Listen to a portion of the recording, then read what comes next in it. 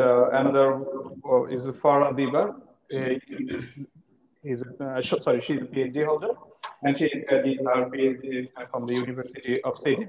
Okay, so let me first welcome our honorable chair, distinguished faculty member, and respected audience. I would like to welcome you again. So it is a regular event that we are following every month, and we are trying to organize the session and we're trying to bring all the researchers under one umbrella. So idea is to bring the national and international level researchers. So we started, this is our second session, and we will be listening to interesting talk, hopefully, I believe. So the first talk will be from MD Russell Hossain. He is a PhD research student from Sydney Institute of Astronomy, School of Physics, and the University of Sydney, Australia. Okay, before I start, I would like to introduce a little bit about I would like to introduce Russell. He is a very young researcher, and he has done a great job so far. He has completed his BSc and MSc degree from Jahangirnagar University, of course, from the Department of the Physics, and then he moved to Australia. But before he moved to Australia, he was working in the plasma research lab under the supervision of our respected teachers. In that time, he had authored a number of research papers, which was widely accepted by the research community, and he had a good number of citations as well.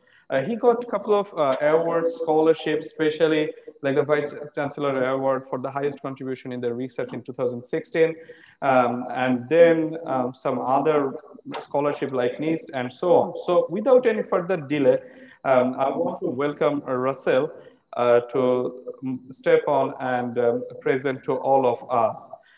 Yeah, please, Russell, would you mind to start, please?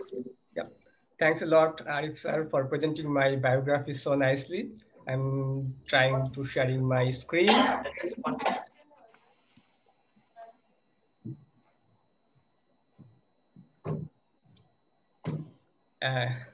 Can you please confirm about the screen? Yes, Russell, we can see you nice okay. And clear. Thank you. Okay.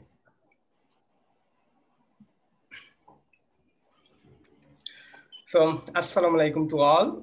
At first, I would like to thank the organizing committee, those who were involved to organize this monthly research talk seminar, especially Tahmina Firdaus Madam and Arif sir.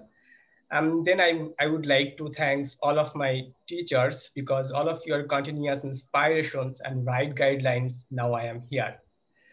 So as most of the participants here are from Bangladesh, so I would like to deliver my speech in hybrid language mode. So let's start. The title of my talk is Hunting the Past Light to Explore the Universe.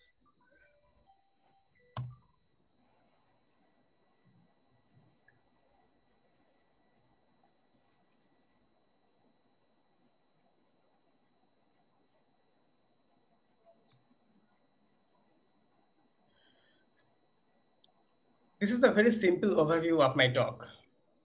Basically, যেহেতু আমরা in generally আমি যেহেতু সবাই astronomy background নাও থাকতে পারে, সেজন্য আমি দুইটা সেকশন এবং সাবসেকশন রাখছি ওভারভিউ সেকশনে, সেটা হচ্ছে হিস্টোরিক্যাল এবং থিওরিটিক্যাল ব্যাকগ্রাউন্ডে।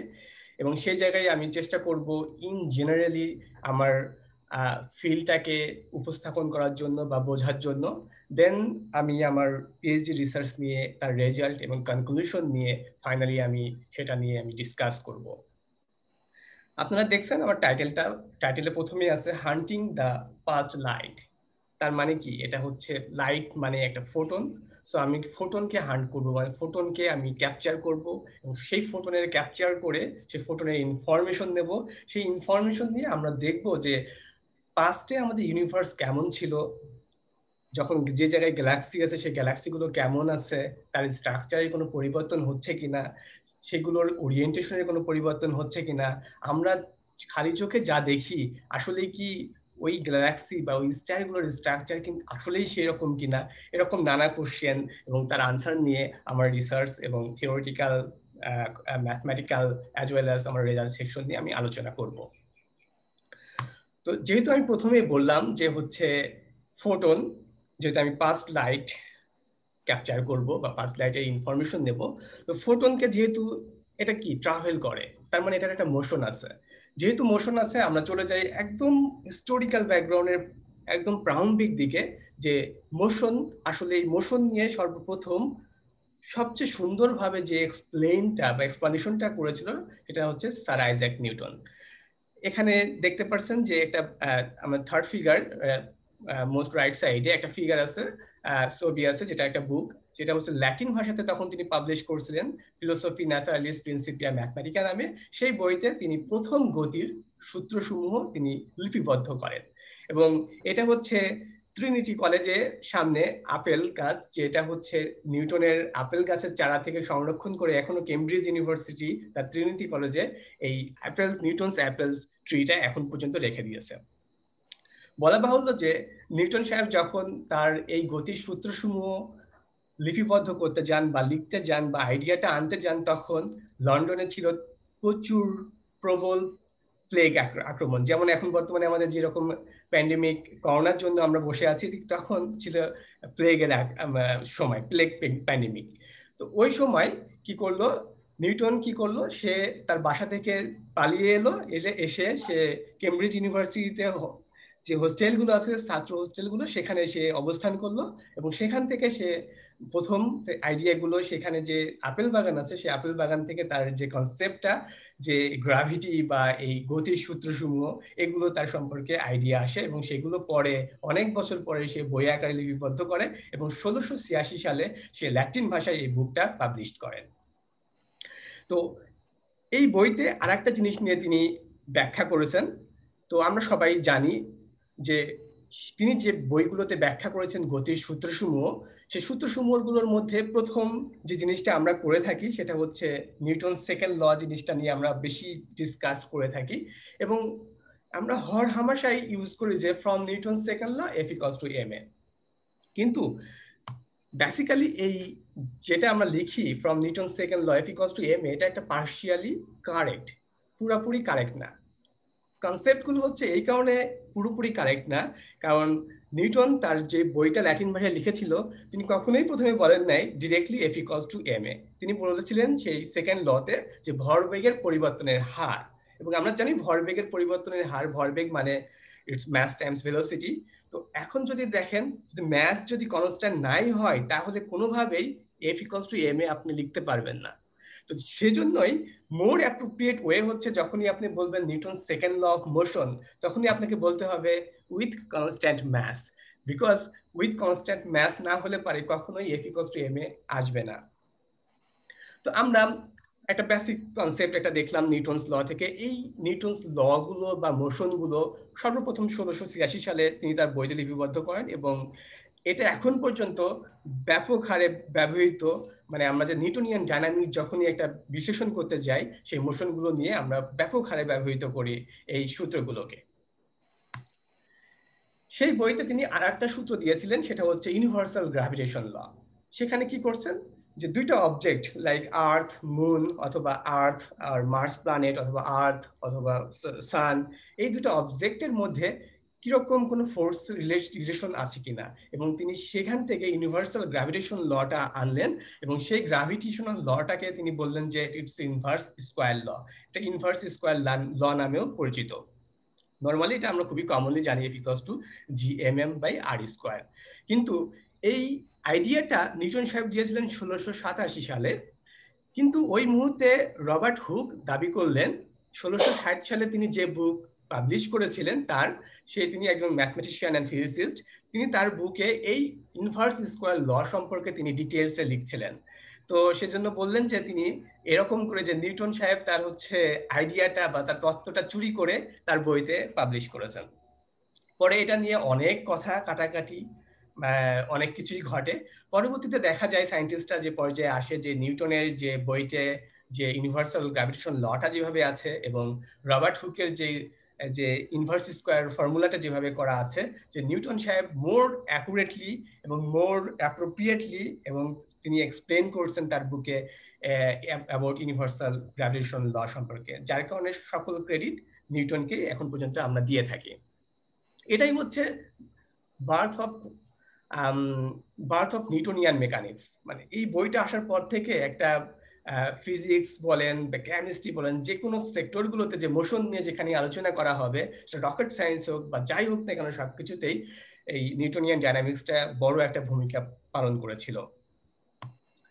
এবার আসি নিউটনিয়ান মেকানিক্স থেকে আমরা এখন রিলেটিভিস্টিক মেকানিক্সে কনভার্ট হতে যাচ্ছি। তো রিলেটিভিস্টিক মেকানিক্সের রিলেটিভিটি ওয়ার্ডটা শুনলে পারে আমরা সবার প্রথমে যেটা কল্পনা করি বা যে নামটা আমাদের আগে ভেসে ওঠে সেটা হচ্ছে আইনস্টাইন। কিন্তু বেসিক্যালি রিলেটিভিটিটা কিন্তু সবার আগে যে ওয়ার্ডটা যিনি ইউজ করেছিলেন তিনি হচ্ছেন গ্যালিলিও গ্যালিলি। তিনি সর্বপ্রথম তার গ্যালিলিয়ান রিলেটিভিটিতে তিনি উল্লেখ করেছিলেন যে ফিজিক্সের লগুলো একটা ইনার্শিয়াল ফ্রেম অফ রেফারেন্সে সব জায়গায় সেম থাকবে বা একই রকম হোল্ড করবে। তাহলে কিন্তু তাদের যে কল্পনাটা ছিল যে গ্যালিলিও বা নিউটন তারা সবাই দুটাই একই করছিল যে এটা হচ্ছে অ্যাবসুলেট ইনার্শিয়াল ফ্রেম। ইনার্শিয়াল ফ্রেমটা কি আসলে? ইনার্শিয়াল ফ্রেম একটা রেফারেন্স যেখানে কোনো রকম পার্টিকেলের বা সেই রেফারেন্সের কোনো রকম অ্যাক্সেলারেশন থাকবে না, দ্যাটস মিন জিরো অ্যাক্সেলারেশন হবে। এমনকি মোশন মানে পার্টিকেল মুভ করলেও সেটা ইনার্শিয়াল ফ্রেম হবে যদি কনস্ট্যান্ট ভেলোসিটিতে মুভ করতে থাকে, মানে একই রকম ভেলোসিটিতে যদি মুভ করতে থাকে তাহলে সেক্ষেত্রেও সেটাকে আমরা inertial frame of reference consider করতে পারি। কারণ যেহেতু ভেলোসিটি কনস্ট্যান্টলি মুভ করতেছে তার মানে কি অ্যাক্সেলারেশন অবশ্যই জিরো হবে, কারণ একই রকম ভেলোসিটিতে গেলে পারে কোনো রকম যদি অ্যাক্সেলারেশন চেঞ্জ ভেলোসিটি চেঞ্জ না পাই তাহলে আমরা অ্যাক্সেলারেশনটা কি পাবো? শূন্য পাবো। এখন সেই গ্যালিলিয়ান রিলেটিভিটিটা আসলে আমরা একটু খুবই শর্টলি ব্রিফলি আমরা চিন্তা করি যে আসলে কি বোঝায়। আমি রাইট সাইডে এটা খুব স্মল একটা ডায়াগ্রাম দেখাইছি যেখানে দেখানো যাচ্ছে যে মনে করেন আপনি একটা গ্রাউন্ডে আছেন, আর্থ সারফেসের গ্রাউন্ডে, এই গ্রাউন্ডের আপনার একটা কোঅর্ডিনেট সিস্টেম আছে এবং এবার আপনি চিন্তা করেন আপনি একটা প্লেনে আছেন, প্লেনে আপনার একটা কোঅর্ডিনেট সিস্টেম আছে। তো গ্যালিলিয়ান রিলেটিভিটি থেকে এই জিনিসটা বোঝার জন্য তিনি কিভাবে বলছিলেন, মনে করেন আমরা যদি কনসিডার করি প্লেনটার ভাইব্রেশন খুবই কম এবং একই রকম ভেলোসিটি নিয়ে এটা মুভ করতেছে এবং ফরওয়ার্ড মুখী, তো তাহলে কি হবে? ইটস অলসো ইনার্শিয়াল ফ্রেম, কারণ ভেলোসিটি যদি সেম হয় তাহলে acceleration zero, so it's we can call it as inertial frame. তো এখন দুইটা ইভেন্ট এখন ঘটছে, মনে করেন আপনি একটা, আমি যেটা বললাম যে আপনি হচ্ছে এই গ্রাউন্ড সারফেসে একটা ক্যারাম বোর্ড খেলছেন, একটা স্ট্রাইকার দিয়ে গুটি স্ট্রাইক করতেছেন এবং আপনি প্লেনে গিয়েও সেই ক্যারাম বোর্ড খেলছেন এবং একটা গুটি দিয়ে স্ট্রাইক করতেছেন। তো এটা করলে পারে কি হবে? এই দুটা ঘটনা করলে পারে দেখা যাবে যে এই গ্রাউন্ডে, আর্থ গ্রাউন্ডে একজন মানুষ এই যে ইভেন্টটা করবে, যে স্ট্রাইকটা শুট করবে, তখন যে তার যে ঘটনাটা যে পর্যবেক্ষণ করবে এবং এই প্লেনে উঠে যে ঘটনাটা করবে বা স্ট্রাইকটা শুট করবে তার মধ্যে কোন রকম সে ডিস্টিংগুইশ করতে পারবে না। তার মানে কি ফিজিক্সের ল এর মধ্যে কোনো পার্থক্য করতে পারে না, একই রকম ভাবে যাচ্ছে। কিন্তু সমস্যাটা বাধে কোথায়? সমস্যাটা বাধে যখন প্লেনটা যখন একটু লেফট সাইডে যাবে, প্লেনটা যখন একটু রাইট সাইডে যাবে, বা প্লেনটা যখন সম্মুখমুখী একটু ভেলোসিটি আপগ্রেড করে যাবে, একটু বেড়ে যাবে, তখন কিন্তু আর এটাকে আমরা ইনার্শিয়াল ফ্রেম বলতে পারি না। গ্যালিলিয়ান রিলেটিভিটি বা নিউটনিয়ান মেকানিক্সের একটাই বড় সমস্যা হচ্ছে অ্যাবসুলেট ইনার্শিয়াল ফ্রেমস। তো এমনকি আপনি যদি চিন্তা করেন যে গ্রাউন্ড সারফেস এটা কি, এটা একটা আর্থ সারফেস, আর্থটা কি করছে, তার নিজ কক্ষপথে ঘুরতেছে এবং কি সূর্যের চারিদিকেও ঘুরতেছে। তো আলটিমেটলি কি আর্থ সারফেসটা ইটস নট এ অ্যাবসুলেট, বরঞ্চ এটাও একটা কি রিলেটিভ, এটাও একটা রিলেটিভ মোশনে আছে। এই জায়গায় হচ্ছে গ্যালিলিয়ান রিলেটিভিটি ফেল করে যে যে অ্যাক্সিলারেটেড ইউনিভার্সের ক্ষেত্রে বা একদম অ্যাবসুলেট যে ইনার্শিয়াল ফ্রেমের যে আইডিয়াটা তারা দিয়েছিলেন, আসলে এইরকম অ্যাবসুলেট ইনার্শিয়াল ফ্রেম বলে আসলে কিছু নাই। তখন হচ্ছে এই জিনিসটা সেই সময় আসার পরে যখন নিউটন মেকানিক্সটা তার মেকানিক্সটা দিল, তারপরে গ্যালিলিও তার রিলেটিভিটি সম্পর্কে দিয়েছে, তখন হচ্ছে হাইগেন সাহেব তখন আর একটা কনসেপ্ট দিয়েছিলেন, তখন হচ্ছে লাইট নিয়ে, যে তারা চিন্তা করলেন যে লাইট হচ্ছে একটা মিডিয়াম দিয়ে ট্রাভেল করে। সেই মিডিয়ামটা কি? সেই মিডিয়ামটাকে তারা ইথার নাম বলেন বা লিউনিফেরাস এথার বলে এটাকে। তো আমরা সবসময় আমরা কিন্তু জানি যে ইথার মিডিয়াম সম্পর্কে অনেক কিছুই পড়ছি বা শুনছি, কিন্তু আসলে বেসিক কনসেপ্টটা কি, যে ইথার মিডিয়ামটা আসলে কিভাবে কাজ করে, আমি জাস্ট 2 লাইনে যেটা বলছি, এটা আমার রাইট সাইডে একটা পিকচার দেখলে পরে আপনি বুঝতে পারবেন। মনে করেন একজন মানুষ এখানে দাঁড়িয়ে আছে, তো দাঁড়িয়ে থাকলে পরে এটা একটা নদী, তো নদীর পানির একটা স্রোত আছে যার ভেলোসিটি হচ্ছে ইউ, এবং আপনি একটা নৌকা নিয়ে আপনি একটা ভেলোসিটি নিয়ে যেদিকে ইচ্ছা যেতে পারেন, লেফটে যেতে পারেন বা রাইটে যেতে পারেন। তাহলে তাহলে আপনার ভেলোসিটি কত হবে, স্রোতের ভেলোসিটি এবং এই নৌকার ভেলোসিটি যেটা করি আমরা যোগ করি, তাহলে আমরা বলতে পারি যে নৌকার ভেলোসিটি আসলে কত। ঠিক লাইটটা ঠিক এইরকম, যে এই ইথার মিডিয়ামটাকে তারা নদীর স্রোত আকারে চিন্তা করলো এবং বললো যে যে ইথার মিডিয়ামের বাইরে যদি কোনো এরকম স্রোত বা এরকম কোনো মিডিয়াম থাকে, তাহলে লাইট ভেলোসিটিটাকে কি করতে হবে, প্লাস মাইনাস ভি দিতে হবে। যদি ওই রিফারেন্স ফ্রেম দিয়ে যায়, ভেলোসিটি দিয়ে যায়, তাহলে সেই রিফারেন্স ফ্রেমের ভেলোসিটিটাকে যোগ করতে হবে, এবং যদি ওই রিফারেন্স ফ্রেম বাদ দিয়ে যায়, তাহলে ওই রিফারেন্স ফ্রেম মানে অপোজিট ডিরেকশনে যায়, বিপরীত ডিরেকশনে যায়, তাহলে কি করতে হবে, লাইট ভেলোসিটি থেকে সেই পরিমাণ ভেলোসিটি আপনাকে বাদ দিতে হবে। তো এখান থেকে আসলে কনক্লুশনটা কি দাঁড়ায়, কনক্লুশনটা দাঁড়ায় যে শুধুমাত্র লাইট ভেলোসিটি ইথার মিডিয়ামে কনস্ট্যান্ট, আর কোনো মিডিয়ামে কনস্ট্যান্ট থাকে না। কিন্তু প্রশ্ন হলো আসলে কি লাইট ভেলোসিটি কনস্ট্যান্ট শুধুমাত্র ইথার মিডিয়ামে, অন্য কোনো মিডিয়ামে কনস্ট্যান্ট হবে না? এটা নিয়ে 1887 সালে সর্বপ্রথম মাইকেলসন মরলি এক্সপেরিমেন্ট একটা হয়, এবং সেই এক্সপেরিমেন্টটা করে লাইট ভেলোসিটি নির্ণয় করার জন্য। তো এই ভেলোসিটিটা নির্ণয় করার জন্য কি করে, তারা দুইটা ডিফারেন্ট ডিরেকশনে লাইট ট্রাভেল করায়, এবং দুইটা ভিন্ন ভিন্ন মিডিয়ামেও তারা ট্রাভেল করায় তারা কি করলো, লাইট ভেলোসিটি ক্যালকুলেট করলো। যখন তারা লাইট ভেলোসিটি ক্যালকুলেট করলো, তারা দেখতে পেল যে দুটা ভিন্ন ডিরেকশনও লাইট গেলে এবং কি দুটা ভিন্ন মিডিয়ামেও লাইট গেলে লাইট ভেলোসিটির কোনো তারতম্য হয় না। এবং যখনই এটা প্রমাণিত হলো যে এটা এক্সপেরিমেন্টাল ওয়ার্ক, তখনই এই ইথার মিডিয়ামের এক্সিস্টেন্স নিয়ে আসলেই বড় ধরনের একটা কোশ্চেনেবল সাইন চলে আসলো। এবং সেই কোশ্চেনেবল সাইনটাকে যখন পরবর্তীতে যখন আলবার্ট আইনস্টাইন আসলেন, এবং তিনি যখন 1905 সালে স্পেশাল থিওরি অফ রিলেটিভিটি প্রদান করলেন, তখন সরাসরি ডিক্লাইন করলেন যে আসলে ইথার এটা একটা মিডিয়াম বলে কিচ্ছু নাই, লাইট এইসব মিডিয়াম দিয়ে ট্রাভেল করে না।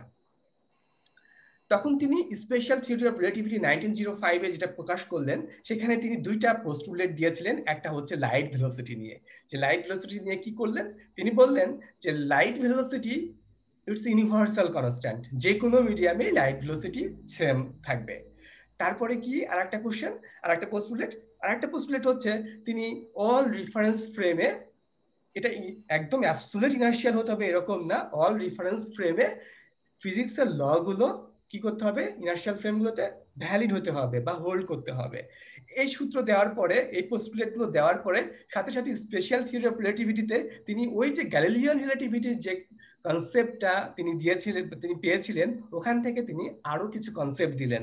সেই কনসেপ্টগুলো কি, যে যদি আপনি গ্রাউন্ডে থাকেন, আপনাকে একটা বড় লোহা দণ্ড দেওয়া হয়, যদি আপনি তার যে লেন্থ মাপেন, সেই লেন্থ যেটা পাবেন, আপনি যখন একটা প্লেনে মুভ করতেছেন, তাকে যদি বলা হয়, একই পার্সনকে যদি বলা হয় তুমি হচ্ছে এই এই এই লোহা দণ্ডের হচ্ছে লেন্থ মেজার করো, তাহলে দুই ব্যক্তি যদি একই ব্যক্তিও হয়, তারা যে লেন্থ মেজার করবে এই লোহা দণ্ডের, সেটা কখনোই ইকুয়াল হবে না। এটাকে তিনি দৈর্ঘ্য সংকোচন বা লেন্থ কন্ট্রাকশন থিওরি নামে প্রকাশ করেন ইন স্পেশাল থিওরি অফ রিলেটিভিটিতে।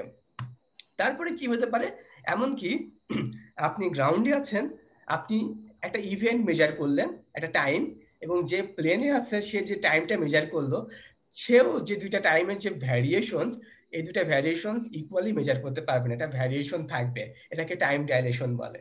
এবং সিমিলারলি আপনি ম্যাসটা, কোনো অবজেক্টের ম্যাস যদি গ্রাউন্ড থেকে যেটা মেজার করবেন এবং যে প্লেন থেকে যে মেজার করবে, সেও এই অবজেক্টের মেজারমেন্টটা এক্স্যাক্টলি সিমিলার ওয়েতে করতে পারবে না, কারণ ডিউ টু দ্য রিলেটিভিটি। তাহলে এখন প্রশ্ন একটা থাকে যে আইনস্টাইন যে স্পেশাল থিওরি অফ রিলেটিভিটি দিয়েছিল, তো তখন কি তার মনের মধ্যে কোনো মোটিভেশন বা কনসেপ্ট কাজ করছিল যে তিনি কিভাবে এই স্পেশাল থিওরি অফ রিলেটিভিটিটা তার মাথায় আসে, specially the universal constant about light velocity? Yes, সেটা আছে। আইনস্টাইন কি করছিলেন, এক সময় তিনি যখন শিক্ষক ছিলেন বিশ্ববিদ্যালয়ের, তিনি একটা এক্সপেরিমেন্ট করতেছিলেন এবং ম্যাগনেটিক ফ্লাক্স নির্ণয় করা নিয়ে। খুব সিম্পল একটা এক্সপেরিমেন্ট। কি এক্সপেরিমেন্ট করছেন, তিনি ইলেকট্রোমোটিভ ফোর্স নির্ণয় করছেন। প্রথমে কি করলেন, তিনি একটা ম্যাগনেট নিলেন যার নর্থ এবং সাউথ পোল, যার ম্যাগনেটিক ফ্লাক্স ফাই। ম্যাগনেটটা রেস্ট মানে স্ট্যাটিক রাখলেন একটা জায়গায়, এবং একটা কয়েল নিলেন এবং কয়েলটাকে মুভ করালেন ম্যাগনেটের দিকে। যখন কয়েলটাকে মুভ করালেন ম্যাগনেটের দিকে, তখন সেখানে একটা ইলেকট্রোমোটিভ ফোর্স তৈরি হলো অ্যাকর্ডিং টু ফ্যারাডেস ল, এবং সেই ইলেকট্রোমোটিভ ফোর্সটাকে তিনি ক্যালকুলেট করলেন প্র্যাকটিক্যালি একটা ভ্যালু দিয়ে। ওকে, তারপরে তিনি এই একই এক্সপেরিমেন্টটা কি করলেন, তিনি রিভার্স ওয়েতে করলেন। রিভার্স ওয়েতে কি, এবার তিনি করলেন ম্যাগনেটটাকে মুভ করালেন আর যে কয়েলটা আছে সেই কয়েলটাকে রেস্টে রাখলেন। তো তখন তিনি আবার এক্সপেরিমেন্ট করে যে ইলেকট্রোমোটিভ ফোর্স আছে সেই ইলেকট্রোমোটিভ ফোর্সটার ভ্যালু বের করলেন। ভ্যালু বের করে দেখলাম যে বোথ কেসেই ইলেকট্রোমোটিভ ফোর্সের ভ্যালুটা সেম। তখন তার মাথায় আসে, আচ্ছা এই জিনিসটা কি আসলে লাইটের ক্ষেত্রে প্রযোজ্য, যে কোনো মিডিয়ামে যে কোনো ডিরেকশনে গেলে পারে প্রেক্ষাপট ভিন্ন হইলেও লাইট ভেলোসিটির ক্ষেত্রেও কি আমরা একই রকম ভ্যালু পাবো? সেই কনসেপ্ট থেকেই কিন্তু স্পেশাল থিওরি অফ রিলেটিভিটির যে সূত্রগুলো বা পোস্টুলেট গুলো তার আসে। এটা হচ্ছে একটা motivation of Einstein special theory of relativity. চলুন আসি স্পেশাল থিওরি অফ রিলেটিভিটির পরে general theory of relativity. General theory of relativity তিনি প্রদান করেন 1915 সালে। 1905 সালে তিনি স্পেশাল থিওরি অফ রিলেটিভিটি প্রদান করেন। 1905 থেকে 1915 সাল পর্যন্ত অলমোস্ট 10 to 12 ইয়ার্স এই টাইম পর্যন্ত তিনি কি করলেন, জেনারেল থিওরি অফ রিলেটিভিটি নিয়ে কাজ করলেন। জেনারেল থিওরি অফ রিলেটিভিটি নিয়ে তার মোটিভেশনটা কি ছিল?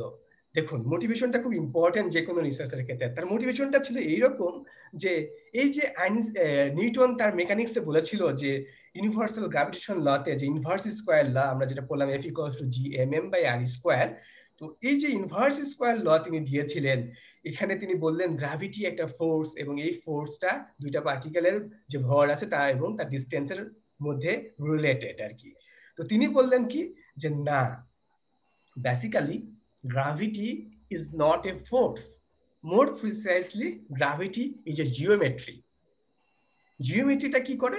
জিওমেট্রিটা কি করে, এই যে আমাদের স্পেস টাইম যে একটা জিওমেট্রি আছে, গ্রাভিটা কি করে, গ্রাভিটি কি করে এই স্পেস টাইম জিওমেট্রিটাকে র্যাপ করে দেয়। প্রিভিয়াসলি যখন আমরা নিউটনিয়ান মেকানিক্সে ছিলাম তখন আমরা কি কি চিন্তা করতাম যে সানকে কেন্দ্র করে যে পৃথিবী বা মার্স বা যে প্ল্যানেটগুলো ঘুরতেছে due to the gravitational force F = gmm/r square. But Einstein এসে বললেন যে না, এটা বেসিক্যালি ওই ফোর্সটা হিসেবে না, এটা আসলে জিওমেট্রির জন্য। জিওমেট্রির জন্য কি, যে ম্যাসিভ অবজেক্ট এই গ্র্যাভিটির জন্য স্পেস টাইমকে সে কার্ভ করে ফেলে।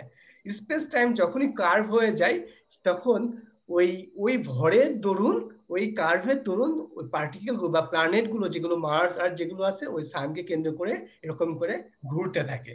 এখানে কথা হচ্ছে ঘুরতে ঘুরতে এক পর্যায়ে কেন্দ্রে আসতে পারে, কিন্তু এখানে আরো অনেক এক্সপ্লানেশন আছে, কারণ এখানে আরো অনেক ফোর্স আছে, এনার্জি আছে যেগুলো এগুলো থেকে বিরত রাখে। তো এই কনসেপ্টটা তার প্রথম যে জিনিসটা আসে সেটা হচ্ছে ইকুইভ্যালেন্স প্রিন্সিপাল থেকে। তিনি এই জেনারেল থিওরি অফ রিলেটিভিটি আসে। তিনি বলেন যে একটা এক্সপেরিমেন্ট কখনোই আপনি ডিস্টিংগুইশ করতে পারবেন না যদি 9.8 metre per second acceleration, uniform অ্যাক্সেলারেশনে যদি আপনি একটা ল্যাবরেটরিতে যে এক্সপেরিমেন্ট করবেন এবং ডিপ স্পেসে যদি সেই একই এক্সপেরিমেন্ট আপনি করতে যান, তাহলে দেখবেন যে দুইটা এক্সপেরিমেন্টের মধ্যে ফিজিক্সের ল এর ক্ষেত্রে কোনো রকম ভ্যারিয়েশন আপনি করতে পারবেন না, মানে একই রকম রেজাল্ট করতে পারবেন, কিন্তু আবদ্ধ সবকিছু হইতে হবে, সেটা ল্যাবটাই হোক বা ডিপ স্পেসেই হোক। এই আইনস্টাইনের যে কনসেপ্টটা আসে যে স্পেস টাইম বা হচ্ছে যে গ্র্যাভিটি ইজ এ জিওমেট্রি, সেখান থেকে আসলে একটা খুবই ইম্পর্টেন্ট একটা সেন্টেন্স আসে। সেটা হচ্ছে দেখেন এখানে লেখা আছে নিচে যে স্পেস টাইম যে মেটার, এটা মনে করেন এই যে তিনটা দেখছেন যে বল আকৃতির, এটা তিনটা massive objects like stars or galaxy. Let আপনি সানকে কনসিডার করতে পারেন, যার মাস যত বেশি দেখেন র্যাপ হওয়ার প্রবণতা তার তত বেশি, স্পেস টাইমকে সে তত বেশি র্যাপ করছে। যার মাস যত কম স্পেস টাইমকে সে তত কম র্যাপ করতে পারছে। এখান থেকেই আসলে সে বলছে যে স্পেস টাইমটা আসলে এই মেটার, যেহেতু একটা পার্টিকেল নিয়ে গঠিত, সান হোক বা যে কোনো গ্যালাক্সি হোক, এই মেটারটা কি, স্পেস টাইম বলবে কি মেটারকে যে তুমি কিভাবে চলবা আমি তোমাকে বলে দেবো, আর মেটার বলবে স্পেস টাইমকে তুমি কিভাবে কার্ভ হবা আমি তোমাকে বলে দেবো। আমার যে ম্যাস আছে এই ম্যাসের দরুন, আমার যে গ্র্যাভিটি আছে এই গ্র্যাভিটির দরুন তোমাকে আমি কার্ভ করব এবং কিভাবে কার্ভ করব এটা আমি তোমাকে বলবো। এটা হচ্ছে জিজিআর এর একটা খুবই চমৎকার একটা সেন্টেন্স।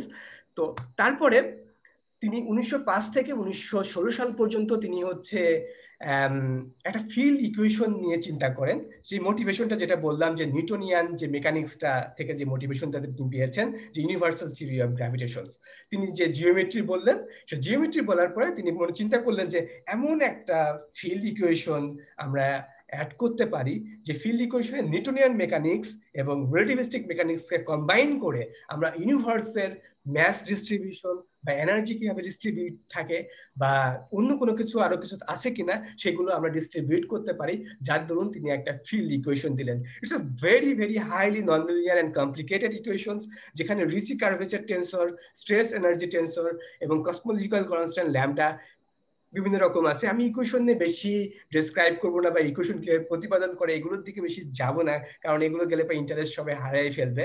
তো আমি যেটা ফিল করি সেটা হচ্ছে আমরা যখন সেকেন্ড ইয়ারে আমি যখন পড়ছিলাম আমার কাছে মনে হচ্ছে যে ম্যাথমেটিক্যাল ফিজিক্সে আমরা রিচি টেনসর বা বিভিন্ন রকম টেনসরের জিনিসগুলো পড়ি, কিন্তু আমি জানি না কেন কি অদৃশ্য কারণে যে যে মডার্ন ফিজিক্স বইতে কেন যে আমরা আইনস্টাইন ফিল্ড ইকুয়েশনের প্রতিপাদন পড়াই না, কারণ mathematical term and physical term it's different. যখন আপনি ম্যাথমেটিক্যাল কনসেপ্টটা আপনি ফিজিক্যাল কনসেপ্টে অ্যাপ্লাই করবেন এবং ফিজিক্সটা ভিজুয়ালাইজ করবেন, তখনই কিন্তু আপনার ফিজিক্স সম্পর্কে আন্ডারস্ট্যান্ডিং অনেক ক্লিয়ার আসবে। এন্ড রাইট সাইড ফিগারটা ইটস ইন্টারেস্টিং বিকজ ওই সময় যখন গ্যালিলিও ছিল, নিউটন ছিল, তারা চিন্তা করতো যে আর্থটা একটা ফ্ল্যাট সারফেস, কিন্তু পরে দেখা গেল কি আপনি চিন্তা করেন একটা ফুটবলের যদি একটা স্মল একটা স্পেস নেন ফুটবলের উপরে, সে ফুটবলের ওই স্পেসটা কি হবে, এটা ফ্ল্যাট সারফেস, ওখানে আপনি একটা অ্যারো লাইন টানতে পারেন।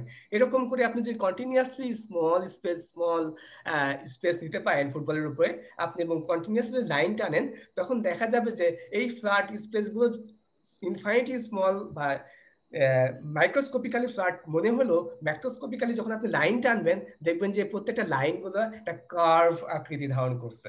তো আসলে সেখান থেকে আসে যে আসলে আমাদের স্পেস টাইম এমনকি আমাদের আর্থটা আসলে ফ্ল্যাট না, ইটস এ কার্ভড। কি জিনিসটা আমরা জানতে পারি, কি প্রেডিকশন আসতে পারে আইনস্টাইন জেনারেল থিওরি অফ রিলেটিভিটির ফিল্ড ইকুয়েশন থেকে। ফিল্ড ইকুয়েশনের আপনি লেফট হ্যান্ড সাইডে দেখছেন টেনসর অনেক ধরনের, রাইট সাইডে দেখছেন টেনসর, এনার্জি, ম্যাস ডিস্ট্রিবিউশন গুলো কাজ করে। আইনস্টাইন এই সূত্র থেকে বর্তমান সায়েন্টিস্টরা দুইটা জিনিস প্রেডিক্ট করছে।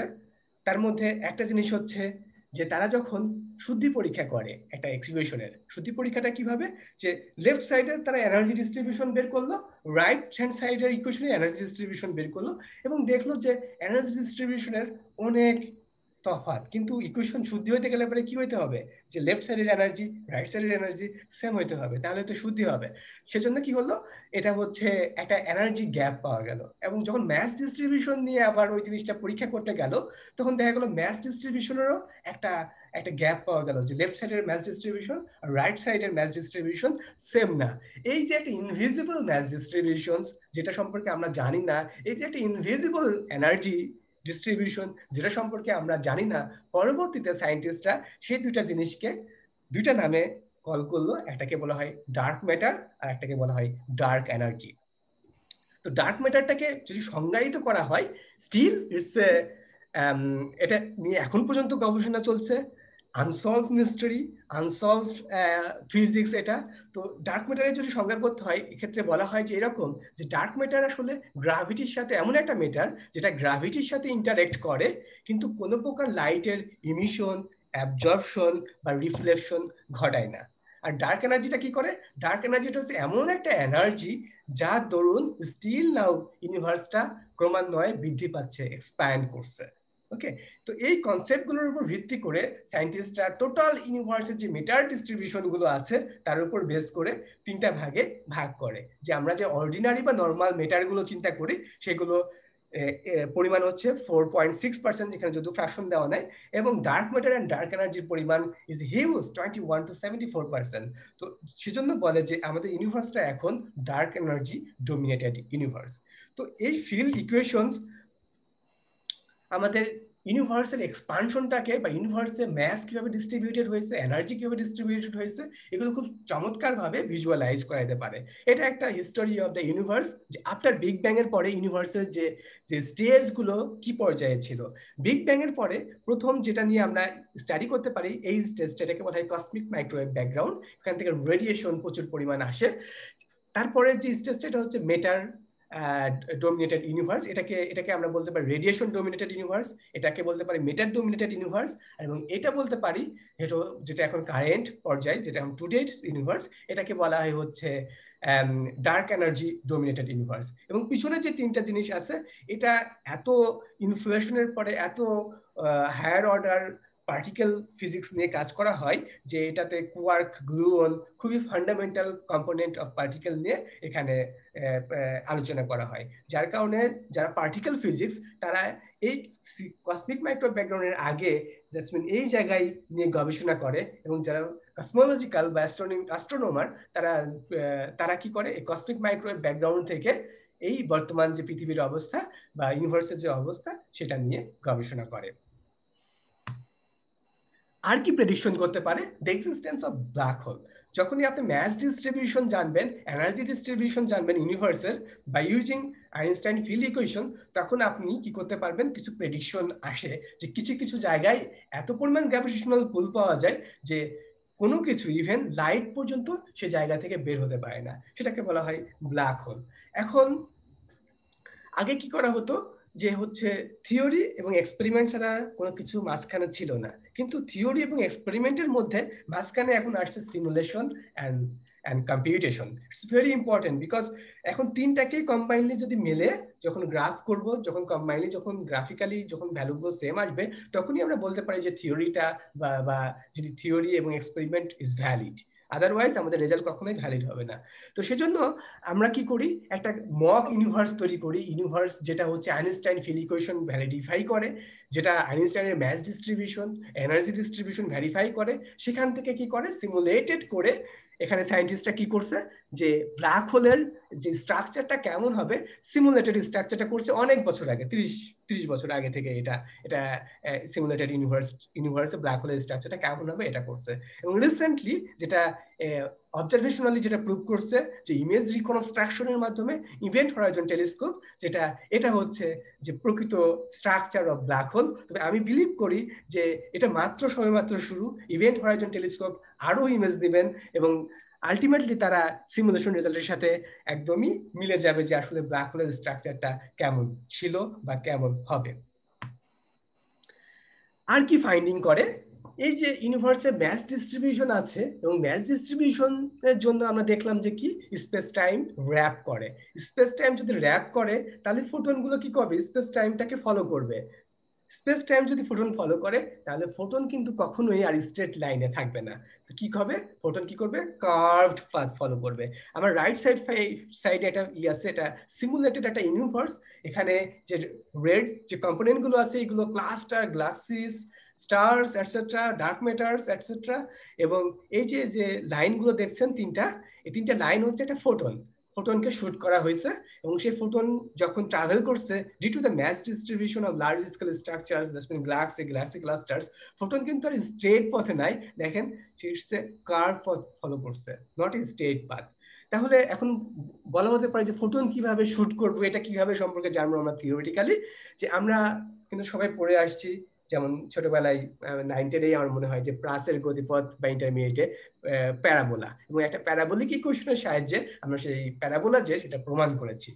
ফোটন কিভাবে ট্রাভেল করে সেটা আমরা প্রমাণ করতে পারি জিওডেসিক ইকুয়েশনের সাহায্যে। এবং আমার লেফট সাইডে যেটা ইকুয়েশনটা আছে এটা একটা geodesic equations, highly non linear equations. এখানে স্পেস টাইম ডাইমেনশন কনসিস্ট করে, এবং এই সেকেন্ড অর্ডার ডিফারেন্সিয়াল ইকুয়েশনটাকে যখন আমরা ভাঙবো তখন 8 সেকেন্ড অর্ডার কাপল ডিফারেন্সিয়াল ইকুয়েশন পাবো, মানে 8টা পাবো।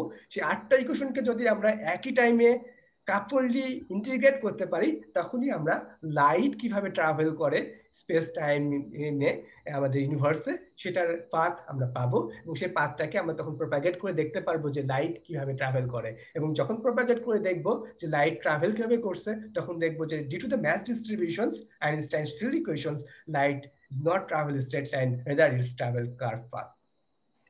এই জায়গায় একটা ইম্পর্টেন্ট একটা কনস্ট্যান্ট বা সিম্বল আছে যেটাকে বলা হয় ক্রিস্টাফল সিম্বলস, গামা এবিসি।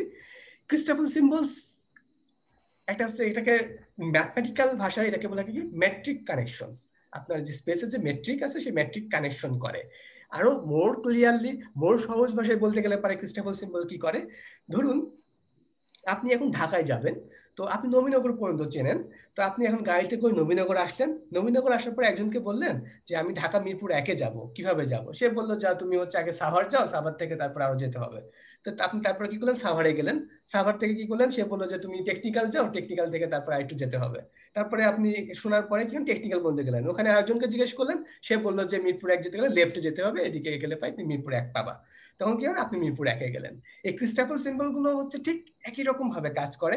ফোটন যেহেতু এটা ইন্টিগ্রাল ইকুয়েশনস এবং ইন্টিগ্রালের একটা টাইম স্টেপস আছে এবং integration is nothing but summation of lot of summations. So কি করে, এই যে ফোটন যখনই একটা ইন্টিগ্রেশন একটা টাইম স্টেপে আসে, তখন আসার পরে এই ক্রিস্টাফল সিম্বলকে বলে যে আমি কোথায় যাব, মানে কোন দিকে যাব। তখন ক্রিস্টাফল সিম্বল বলে যে তুমি এদিকে যাও, তখন ফোটন সেদিকে ট্রাভেল করে এবং এই স্টেপ গুলো কন্টিনিউয়াসলি করতে করতে ফোটনটা অনেক ডিস্টেন্স পথ ট্রাভেল করতে পারে। এটা হচ্ছে একটা আইডিয়া, হচ্ছে ক্রিস্টাফল সিম্বলস মোর জেনারেল ওয়েতে আমি দিলাম। সো আপনি এই যে ইন্টিগ্রেশন যে ইকুয়েশনটা আছে, জিওডিসিক ইকুয়েশনস, এটা যদি ইন্টিগ্রেশন করেন ফরওয়ার্ড ডিরেকশনে তাহলে আপনি ফিউচার লাইট নিয়ে স্টাডি করতে পারবেন। আপনি যদি ইন্টিগ্রেশন করেন ব্যাকওয়ার্ড ডিরেকশনে তখন আপনি পাস্ট লাইট নিয়ে আপনি রিসার্চ করতে পারেন যে পাস্ট লাইটটা কেমন, এই লাইটটা যে সোর্স থেকে আসছে সেই সোর্সটা কেমন, সেই সোর্সের কোনো পরিবর্তন হচ্ছে কিনা সেটা নিয়ে আপনি স্টাডি করতে পারেন। অ্যাপ্লিকেশনস, তো জিআর এর কোনো অ্যাপ্লিকেশনস কি আছে, যে জিপিএস গ্লোবাল পজিশনিং সিস্টেমস, যত রকম স্যাটেলাইট আছে যা কিছু আছে উপরে চলছে এগুলো সবকিছু জিআর বা আইনস্টাইন ফিল্ড ইকুয়েশনকে ফলো করে চলতে হয়। কেন চলতে হয়? কারণ একটা ঘটনা বলি, গ্লোবাল পজিশনিং সিস্টেমটা সর্বপ্রথম ইউজ করে, আমরা তো গুগল, আপনারা যারা বাইরের দেশে গেছেন কেউ কিন্তু কোনো রাস্তা চেনে না, সবাই গুগল ম্যাপ দেখেই কিন্তু একটা জায়গা থেকে আরেকটা রাস্তা, একটা বাসা থেকে আরেকটা বাসা এভাবে কিন্তু চলে।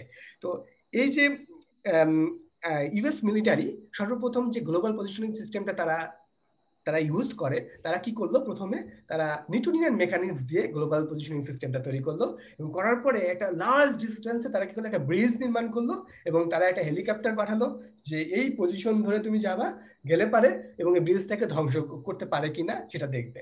কিন্তু যখন এই জিনিসটা করলো তারা দেখলো কি নিউটনিয়ান মেকানিক্সের ফলে ব্রিজ থেকে ফার অ্যাওয়ে দিয়ে ওই হেলিকপ্টারটা বা প্লেনটা ট্রাভেল করে গেল, মানে ব্রিজটাকে সে ধ্বংস করতে পারলো না। তারপরে তখন তারা মনে করলো যে না, নিউটনিয়ান মেকানিক্স হবে না, তখন তারা কম্বাইন করলো নিউটনিয়ান রিলেটিভিস্টিক মেকানিক্স, কম্বাইন করে যখন তারা ওই ব্রিজটাকে ধ্বংস করার জন্য প্লেন পাঠালো এবং দেখলো যে yes it's absolutely very close to the bridge এবং ব্রিজের কোনো অংশে লাগে এবং ব্রিজটাকে তারা ধ্বংস করতে পারে। এমনকি যদি একটা দিন যদি আমরা রিলেটিভিস্টিক কারেকশন আমরা গুগল ম্যাপ যদি না করে, তাহলে আপনি যখন গাড়ি চালায় দেখবেন যে হাফ মাইল দূরে আপনার যে নেক্সট পেট্রোল পাম্পটা আছে সেটা দেখা যাচ্ছে গুগল দেখাবে হাফ মাইল দূরে, কিন্তু বেসিক্যালি সেটা দেখা যাচ্ছে 5 কিলোমিটার আরো দূরে আছে। তো রিলেটিভিটি খুবই ইম্পর্টেন্ট এবং যেহেতু আর্থ মুভ করছে এবং সেই জন্য রিলেটিভিস্টিক মোশন গুলো বা রিলেটিভিস্টিক কানেকশন গুলো খুবই প্রয়োজন স্যাটেলাইট বা এইসব মোশন রিলেটেড জিনিসের ক্ষেত্রে। আর একটা কি আছে, গ্র্যাভিটেশনাল লেন্সিং। আপনার রাইট সাইডে একটা ফিগার দেখছেন, আর্থ সারফেসে একজন টেলিস্কোপ নিয়ে আছে, যেটা একটা কি একটা ডিটেক্ট করতেছে যে হচ্ছে লাইট বা ফোটন কি রকম, ফোটনের স্পেকট্রা কেমন, ফোটন ওয়েভলেন্থ কেমন এটসেট্রা নিয়ে। তো দেখেন এখানে একটা ট্রু পজিশন আছে, এখানে একটা স্টার, সেই স্টার যখন থেকে লাইট গুলো আসতেছে, আমাদের যে সান আছে, সান যেহেতু অনেক ম্যাসিভ 20-30 কিলোগ্রাম, সেহেতু কি হচ্ছে স্পেস টাইমকে সান কি করবে, মোর র্যাপ করবে এবং এই যে ফোটন কি করবে, এখানে বেঁকে যাবে, বেঁকে গিয়ে আবার যখন সান থেকে তার ইফেক্ট চলে যাবে আবার সোজা ট্রাভেল করবে, কারণ এখানে আর কোনো ইফেক্ট নাই ম্যাস ডিস্ট্রিবিউশনে। মুনের ম্যাস এত বেশি না যে স্পেস টাইমকে এতটা কার্ভ করতে পারবে। তো যখন আমরা ডাটা রিড করি তখন আমরা চিন্তা করি যে এই যে ডাটা, এই যে সানের উপর থেকে যে একটা রিফ্লেকশনের কারণে যে বেঁকে গেছে, আমাদের কাছে মনে হয় যে আসলে স্টারটা মনে হয় এই যে ডট ডট পজিশনে যে অ্যাপারেন্ট পজিশন এই জায়গায় আছে, কিন্তু আসলে স্টারটা আছে এই জায়গায় due to the mass space time warp, due to the Einstein field theory. এই জায়গায় হচ্ছে আমরা কি করি, আমরা ট্রু পজিশনটা স্টারের দেখতে পাই না, যেটা আপনার একটা অ্যাপারেন্ট পজিশন দেখতে পাই, তার মানে কি পজিশনটা আসলে ওই এক জায়গায় থাকে না। এই গ্র্যাভিটেশনাল লেন্সিংটা 3 ধরনের হয়ে থাকে, উইক, স্ট্রং এন্ড মাইক্রো। আমি মোর ব্রিফলি উইক নিয়ে ডিসকাস করব, কারণ আমার পিএইচডি রিসার্চটা আসলে উইক গ্র্যাভিটেশনাল লেন্সিং নিয়ে চলে এবং আমি পরবর্তী স্লাইডে আমি এটা নিয়ে ডিসকাস করব। এটা কি কোনো প্রুফড হয়েছে? অবভিয়াসলি 2016 সালে লাইগো সর্বপ্রথম হচ্ছে ব্ল্যাক হোল এবং নিউট্রন স্টার যে মার্জিং একটা ইভেন্ট, দুটা ইভেন্ট তারা রেকর্ড করে, এবং এই রেকর্ড করে তিনি তারা যে বার্জিং করার সময় যে একটা ওয়েভ হয়, it's looks like a sound wave, এবং তারা সেটাকে গ্র্যাভিটেশনাল ওয়েভ নামে প্রকাশ করেন, এবং সেটা হচ্ছে 2016 সালে তারা এটা প্রমাণ করেন বা অবজারভেশন করেন, এবং 2017 সালে এই আবিষ্কারের জন্য তারা নোবেল প্রাইজ পান। অনেক সাকসেস তো হলো আইনস্টাইনের, কোনো কি ফেইলার আছে? হ্যাঁ আছে। কি ফেইলার? এই যে 1915 সালে আইনস্টাইন যখন ফিল্ড থিওরি দিয়েছিলেন, 1915 সাল থেকে 1955 সাল পর্যন্ত 55, দ্যাটস মিন এই 1955 পর্যন্ত তার লাইফের যে যে টাইমটা তিনি স্পেন্ড করছেন, পুরো টাইমটা তিনি ইউনিফাইড ফিল্ড থিওরি নিয়ে স্পেন্ড করছেন। ইউনিফাইড ফিল্ড থিওরি তার মোটিভেশনটা কি ছিল? তিনি এমন মোটিভেশন দেখছিলেন যে রিলেটিভিস্টিক যে ফিজিক্সের, মডার্ন ফিজিক্সের যে দুইটা মেইন পিলার্স, সেটা হচ্ছে কি কোয়ান্টাম মেকানিক্স, আর একটা হচ্ছে কি রিলেটিভিস্টিক মেকানিক্স। তিনি কি করতেছেন, এমন একটা ফিল্ড থিওরি দিতে যাচ্ছিলেন যে ফিল্ড থিওরিটা রিলেটিভিস্টিক মেকানিক্স এবং কোয়ান্টাম মেকানিক্সকে কম্বাইন করে পুরো ইউনিভার্সকে একটা কারেক্ট পিকচার দিতে পারবে। কিন্তু 1915 সাল থেকে 1955 সাল পর্যন্ত তিনি চেষ্টা করে গেছেন, কিন্তু কোনোভাবেই তিনি সফলতা পান নাই। যদিও সম্প্রতি একটা হাইপোথেটিক্যাল থিওরি আছে যেটাকে বলা হয় string theory, but still string থিওরিকে আরো আপগ্রেডেড করতে হবে, এবং এটা আরো অবজারভেশনালি প্রুফ আসতে এখনো অনেক সময়। তো আমরা হিস্টোরিক্যাল ব্যাকগ্রাউন্ড সম্পর্কে জানলাম, যে দেখেন নিউটনিয়ান মেকানিক্স সম্পর্কে জানলাম, রিলেটিভিটি সম্পর্কে কিভাবে আসলো, কনসেপ্টগুলো একের ধাপে ধাপে সেগুলো সম্পর্কে জানলাম। তো আমরা নিউটনিয়ান মেকানিক্স থেকে যে রিলেটিভিস্টিক আসার পরে যে আমরা দেখলাম যে আইনস্টাইন ফিল্ড, যেমন এনার্জি কিভাবে ডিস্ট্রিবিউটেড হয়, ম্যাস কিভাবে ডিস্ট্রিবিউটেড হয় ইউনিভার্সে। এখন এই ইউনিভার্সটা কেমন?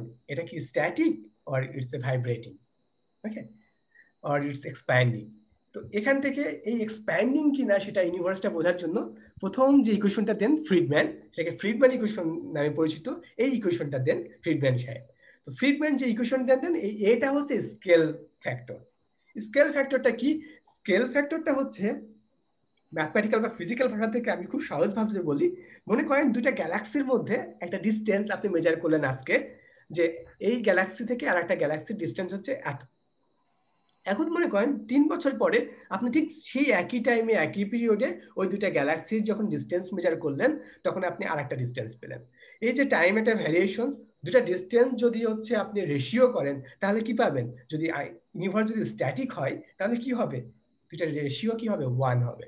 কিন্তু দেখা যায় কি রেশিও 1 না, রেশিও অনেক বেড়ে যায়। তার মানে কি ইউনিভার্স এক্সপ্যান্ড করে। এটাকে হচ্ছে স্কেল ফ্যাক্টর ডাইমেনশনলেস কোয়ান্টিটি দিয়ে প্রকাশ করা হয়, যেহেতু ratio of distance by distance, so it's a dimensionless quantity. এই ইউনিভার্স যে এক্সপ্যান্ড করে, এটার উপর বেস করে যে আমাদের তিনটা স্টেজ আছে ইউনিভার্সের, এটার সলিউশন করা যায় ফ্রিডম্যান ইকুয়েশন থেকে। কিভাবে সলিউশন করা যায়? একটা হচ্ছে মেটার ডোমিনেট ইউনিভার্স, একটা রেডিয়েশন ডোমিনেট ইউনিভার্স, একটা হচ্ছে dark energy dominated universe. Vacuum হচ্ছে ডার্ক এনার্জি ডোমিনেটেড, ফোটন বলতে রেডিয়েশন ডোমিনেটেড ইউনিভার্স বলে।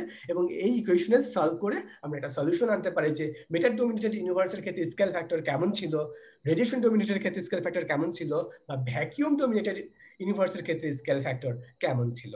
তারপরে কসমোলজিস্টরা বা অ্যাস্ট্রোনমাররা আরেকটা চিন্তা করে যে এজ এ লার্জ স্কেল আমরা তো ইউনিভার্স সম্পর্কে আসলে জানতে পারছি না, লার্জ স্কেল ইউনিভার্সটা কেমন সে সম্পর্কে জানি না, সেজন্য তিনটা মডেল প্রসিদ্ধ থাকে। তিনটা কি মডেল? যে ইউনিভার্সটা কেমন, is it closed like this, is it flat like this, আর is it open like this. তো এটার উপর বেস করে তিনটা মডেল দাঁড় করাই, যেটা কার্ভেচার, যখন কার্ভেচার ইকুয়ালস টু 1 তখন এটা ক্লোজড ইউনিভার্স, যখন কার্ভেচার 0 তখন হচ্ছে ফ্ল্যাট ইউনিভার্স, যখন কার্ভেচার -1 এটা হচ্ছে একটা ওপেন ইউনিভার্স। এটা সম্পর্কে আসলে জাস্ট তিনটা মডেল নিয়েই অ্যাস্ট্রোনমাররা বা কসমোলজিস্টরা এটা কাজ করে, যে যে যেটা পারে যেটা ভালো লাগে। তো মোর সিম্পলিসিটির জন্য আমরা কি করি, ফ্ল্যাট ইউনিভার্স নিয়ে কাজ করি, যে আমরা ম্যাক্রোস্কোপিক্যালি ইউনিভার্সটাকে ফ্ল্যাট কনসিডার করি। তারপরে কি করলো? তারপরে হচ্ছে হাবলস তার এই যে এক্সপ্যান্ড হচ্ছে, এক্সপানশনের রেটটা কেমন, এই রেটটা কেমন এটা জানার জন্য হাবলস একটা তার ল দিলেন, যেটা velocity is proportional to a distance, and more specifically এইখান থেকে তিনি যে প্রপোর্শনাল যে কনস্ট্যান্ট পেলেন সেটাকে হাবল প্যারামিটার বলে। এবং এই হাবল প্যারামিটার যে ভ্যালু যেটা হবে সেটাই সেই রেটে ইউনিভার্সটা আস্তে আস্তে এক্সপ্যান্ড করতেছে। এখানে আর একটা টার্ম আমরা ইউজ করি, এটা হচ্ছে রেড শিফট। রেড শিফটটা কি? একটা সোর্স থেকে যখন লাইট আসে তার একটা ওয়েভলেন্থ আছে, এবং আমরা যে সেই লাইটটা যখন অবজার্ভ করি তার একটা ওয়েভলেন্থ আছে। এই দুটো ওয়েভলেন্থের রেশিও যদি করি আমরা ডিফারেন্স থেকে, তাহলে একটা ভ্যালু পাবো, সেটাকে বলা হয় আমরা red shift. It's proportional to the distance as like Hubble's law. So more precisely Hubble's law বলতে গেলে velocity is proportional to distance না বলে আমরা বলতে পারি যে red shift is proportional to distance. So let's theoretical ব্যাকগ্রাউন্ডে আসি একটু। আমার মোর রিসার্চ, যেটা মোর কোর রিসার্চের দিকে যাচ্ছি, পিএইচডি রিসার্চের দিকে। আমরা নিউটনিয়ান মেকানিক্স সম্পর্কে জানলাম, রিলেটিভিস্টিক মেকানিক্স সম্পর্কে জানলাম, আমাদের ইউনিভার্সটাকে এক্সপ্যান্ড করে কি করে না, বা স্থির কি স্থির না, ইউনিভার্সটা কেমন সেই সম্পর্কে আমরা কিছু মডেল সম্পর্কে জেনারেট করলাম বা আইডিয়া রাখলাম। এখন এই যে আমরা জিআর এর একটা অ্যাপ্লিকেশন বলছিলাম যে উইক গ্র্যাভিটেশনাল লেন্সিং, লেন্সিং এর মধ্যে 3টা প্রকার আছে, তার মধ্যে আমি যেটা নিয়ে কাজ করছি সেটা নিয়ে আমি ডিসক্রাইব করবো। সেটা হচ্ছে বলা হয় উইক গ্র্যাভিটেশনাল লেন্সিং। একটা উইক গ্র্যাভিটেশনাল লেন্সিং কি?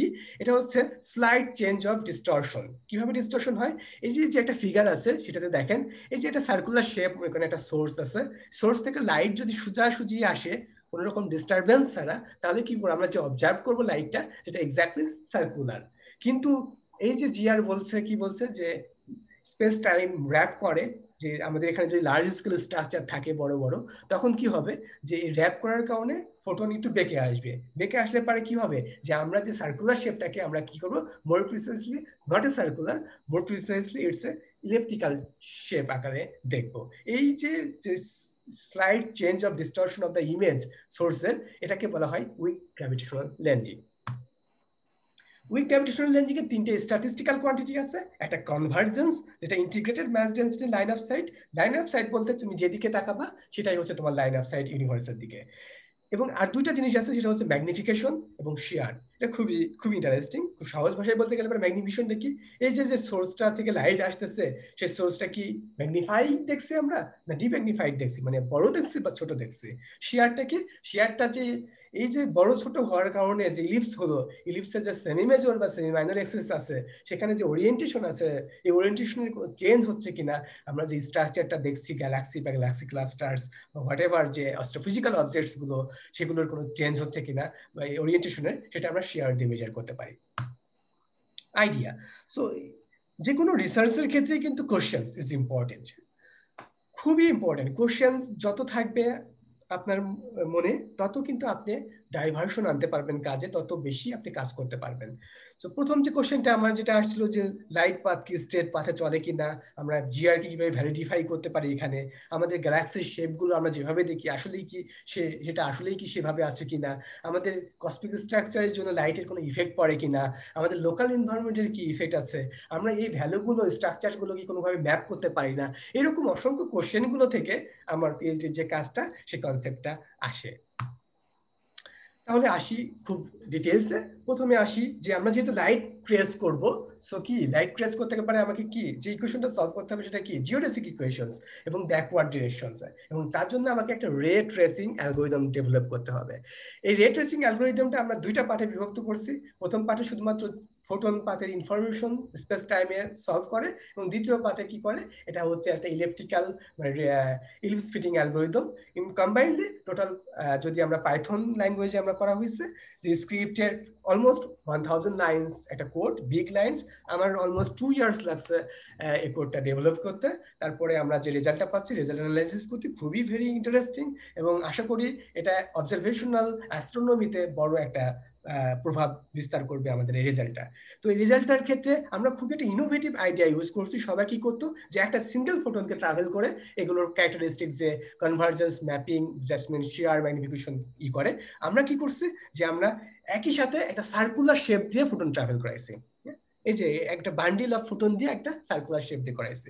তারপরে কি করছে, এই যে ইনিশিয়াল যে শেপ, ফোটন যখন অনেক দূর ট্রাভেল করছে লার্জ স্কেল স্ট্রাকচারের মধ্যে দিয়ে, এই যে ফাইনাল যে শেপ আছে, এই দুটা শেপে যখন আমরা পার্থক্য করব, তখন আমরা কি বলতে পারবো, যেটা বড় হয়েছে না ছোট হয়েছে, ম্যাগনিফাই হয়েছে না ডিম্যাগনিফাই হয়েছে, আমরা তখন ম্যাগনিফিকেশন ক্যালকুলেট করতে পারবো। তারপরে আমরা ইলিপস ফিটিং অ্যালগরিদম, যে সেমি মেজর এবং সেমি মাইনর এক্সিস আছে, সেটার ভ্যারিয়েশন বা রেশিও থেকে আমরা বলতে পারবো যে এই যে স্টার বা গ্যালাক্সি গুলো আছে, তার ওরিয়েন্টেশনের কোনো চেঞ্জ আছে কিনা। তারপরে আমরা 3টা যে বেসিক ইকুয়েশন আছে, সেই ইকুয়েশন থেকে আমরা কনভার্জেন্সও ক্যালকুলেট করতে পারবো। এই শিয়ার এবং ম্যাগনিফিকেশন ইজ ভেরি ইন্টারেস্টিং। আমরা ইজিলি আমরা 2টা শেপের যে কম্পেয়ার করে আমরা ওটা বের করতে পারি। আর যেহেতু ইট ইস এ ডাইমেনশনলেস কোয়ান্টিটি, যে area of the image, area of the source, so এক্ষেত্রে যে কোনো স্টারের যে কোনো সাইজের যে কোনো পরিমাণ ইনক্রিজ বা ডিক্রিজ আমরা করতে পারি। ইলিপস ফিটিং অ্যালগোরিদমটা এখানে ইম্পর্টেন্ট কি কারণে, যে ইলিপসটা কি করে, ইলিপসের এরিয়া, সার্কুলার এরিয়া হচ্ছে পাই আর স্কয়ার, যেটা আমরা ইনিশিয়ালি ট্রাভেল করাচ্ছি, আর ইলিপসের এরিয়া কি পাই এ বি, যেটা সেমি মেজর এবং সেমি মাইনর এক্সিসের মাল্টিপ্লিকেশনস। যখন এ এবং বি এক্সিস সেম হবে তখন আমরা পাই আর স্কয়ার আকারেই পাবো, তখন দুইটা রেশিও করলে পারে ম্যাগনিফিকেশন 1 হবে। তার মানে কোনো রকম ম্যাগনিফিকেশনের ভ্যালুর কোনো চেঞ্জ হওয়ার কথা না। কিন্তু যদি ম্যাগনিফিকেশন মিউ এর ভ্যালু চেঞ্জ হয় তাহলে বুঝতে হবে যে আমরা যে স্ট্রাকচারটা দেখতেছি সেই স্ট্রাকচারটা আসলে যেভাবে আমরা দেখার কথা সেভাবে দেখছি না, হয়তো ম্যাগনিফাই আকারে দেখছে অথবা ডিম্যাগনিফাই আকারে দেখছে। তাহলে এই যে রিলেটিভিস্টিক যে পিকচার, এই পিকচারটা আমরা তৈরি করব কোথায়?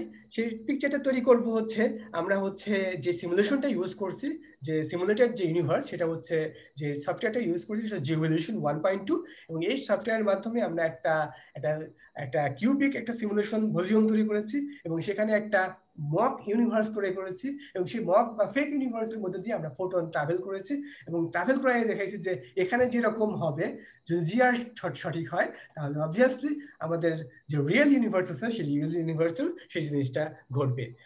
আমি আপাতত এটা স্কিপ করতেছি, এটা is not important this line. তারপরে it's very interesting figure in my PhD, যে আমি কি করছি, যে এই যে ম্যাস ডিস্ট্রিবিউশনস বা পার্টিকেল ডিস্ট্রিবিউশনস আমরা আইনস্টাইন ফিল্ড ইকুয়েশন থেকে পাচ্ছি, তার উপর ডিপেন্ড করে আমরা বলতে পারি কোন জায়গায় যেখানে ম্যাস ডিস্ট্রিবিউশন বেশি সেখানে কি গ্যালাক্সি বা গ্যালাক্সিক ক্লাস্টার্স বা স্টার্স আছে, যেখানে ম্যাস ডিস্ট্রিবিউশন নাই বা কম সেটা কি ভয়েড রিজনস, সেখানে ভয়েড আছে। তো যেখানে ম্যাস ডিস্ট্রিবিউশন বেশি সেটাকে আমরা হ্যালো বলি, হ্যালো বলতে it's combined of Galaxy cluster etcetera, এবং ভয়েড বলতে MT space, very little amount of particle distributions. এটাতে কি করছি আমরা, যে একটা 2D স্লাইস নিয়েছি 3D ভলিউম থেকে, 2D স্লাইসে একটা different circle with different colours যেটা দেখছেন এটাকে বলা হয় যে একটা ভয়েড রিজিয়নের different radius. Okay, and right side পিকচারে যেটা দেওয়া আছে সেটা ডিফারেন্ট কালার অফ ডট, যেগুলো বোঝাচ্ছে সেগুলো হচ্ছে একটা গ্যালাক্সি বা গ্যালাক্সি ক্লাস্টার্স এগুলো আছে, এবং যে অ্যাশ কালারের বোথ ফিগারে যেগুলো আছে এটা হচ্ছে পার্টিকেল ডিস্ট্রিবিউশন। এর উপর ডিপেন্ড করে আমরা নির্ণয় করতে পারি যে কোথায় আমাদের ভয়েড রিজিয়ন আছে ইউনিভার্সের, কোথায় আমাদের ক্লাস্টার স্টার গ্যালাক্সি বিদ্যমান আছে। তারপরে আমরা রেজাল্ট অ্যানালাইসিস করছি। রেজাল্ট অ্যানালাইসিস করছি কিভাবে, যে আমরা কি করছি ওই বান্ডিলগুলো, আমরা যেহেতু আমাদের সিমুলেটেড ইউনিভার্সের আমরা জানি কোথায় হ্যালো আছে কোথায় ভয়েড আছে, আমরা হ্যালো বরাবর বান্ডিল ট্রাভেল করাইছি, আমরা কি করছি আবার ভয়েড বরাবর বান্ডিল ট্রাভেল করাইছি। তো এই বরাবর যে যখন বান্ডিলগুলো ট্রাভেল করছে আমরা ইনিশিয়াল থেকে ফাইনাল শেপ যেটা কম্পেয়ার করছি, এবং তখন দেখতে পাইছি যে আসলে কি ম্যাগনিফিকেশন শেয়ার বা যে স্ট্যাটিস্টিক্যাল কোয়ান্টিটি এটা কোনো পরিবর্তন আসে কিনা, এবং দেখলাম যে কি যখন আমরা হ্যালো দিয়ে আমরা ফোটন ট্রাভেল করেছি red line, you can see the probability is higher in compare to the void reasons.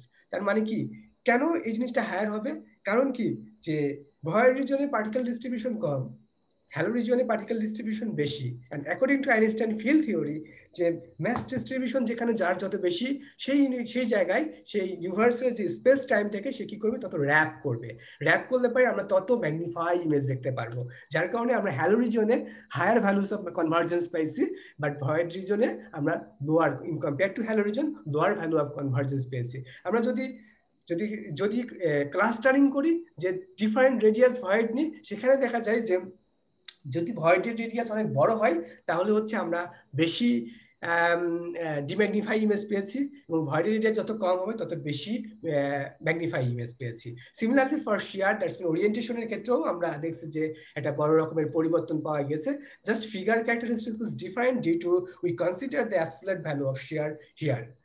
এরপরে জাস্ট খুবই চমৎকার একটা ফিগার, এটা অলমোস্ট 20 টেরাবাইট জায়গা দখল করে রাখছে, মানে আমাকে রান দিতে যখন করেছিলাম একটা বিগ একটা ফাইল, আমার প্রায় 1 মাস লাগছে সিমুলেশনটা রান দিয়ে আমরা হচ্ছে একটা সিমুলেটেড ইউনিভার্সের একটা ম্যাপিং করেছি, যে আমরা যে নাইট স্কাই যখন সন্ধ্যার সময় যখন আমরা দেখি যে স্কাইটা কেমন দেখতে, তখন আমরা যদি দেখি স্টারগুলো কেমন বিদ্যমান, এটা হচ্ছে সেটাই করে।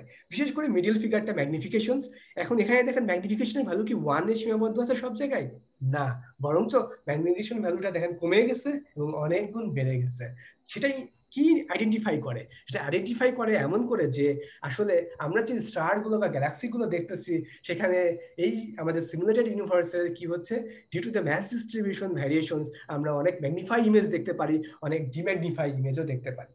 এই যে লার্জ যে কালারগুলো সেখানে আমরা ম্যাগনিফাই ইমেজ দেখতে পাচ্ছি, অ্যাজ ওয়েল অ্যাজ ফর শিয়ার যে আমরা ওরিয়েন্টেশন গ্যালাক্সির ওরিয়েন্টেশনেরও দেখা যায় যে ওরিয়েন্টেশনের পরিবর্তন হয়, মানে একই রকম ওরিয়েন্টেশনের ফিগার বা কনসেপ্ট বা শেপ আমরা দেখি না যে আমরা নেকেড আইতে যেই রকম বা আমরা অবজারভেটরিতে যেটা মেজার করি সেটাতেও একটা পরিবর্তন আনার প্রয়োজন আছে। খুব linearly close to my presentations, actually just 10 minute লাগবে আমার। তো তারপরে যে অ্যানালাইসিসটা আমরা করব হচ্ছে মেশিন লার্নিং অ্যাপ্রোচ। এমন কোনো রিসার্চ নাই যেটাতে আমরা মেশিন লার্নিং অ্যাপ্রোচটা ইউটিলাইজ করতে পারি না। কারণ কি, এটা একটা the era of artificial intelligence. Social science থেকে আপনি মার্কেটিং সায়েন্স বলেন আর হচ্ছে ফিজিক্যাল সায়েন্স বলেন, সব সায়েন্সেই এখন মেশিন লার্নিং অ্যাপ্রোচ ঢালাওভাবে ইউজ করা হয়।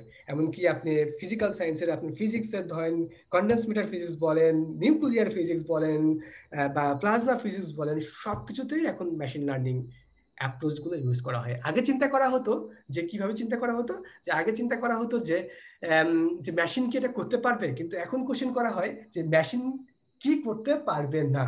মানে কোশ্চেনগুলো কত ভ্যারিয়েশন চলে আসছে। রিসেন্টলি জাপানে একটা কনসিডারেশনে আসছে যে কি, যে তাদের হচ্ছে মৃত্যু হারের থেকে জন্মহার অনেক কম, তার মানে জনসংখ্যা অনেক কমে যাচ্ছে। তো তারা সেজন্য অনেক ডাটা কালেক্ট করতেছে যে মেশিন লার্নিং অ্যাপ্রোচ দিয়ে যে কিভাবে ম্যাথ মেকিং করা যায় এবং জনসংখ্যা বৃদ্ধি করা যায়, সেটাও মেশিন লার্নিং, এক্ষেত্রেও মেশিন লার্নিং ইউজ করা যাবে। আর্টিফিশিয়াল ইন্টেলিজেন্স বা মেশিন লার্নিং অ্যাপ্রোচটা দিয়ে আপনি ইমেজ রিকনস্ট্রাকশন করতে পারবেন, আপনি যে কোনো ডাটা বা মডেলের ভ্যালু প্যারামিটারাইজ করতে পারবেন।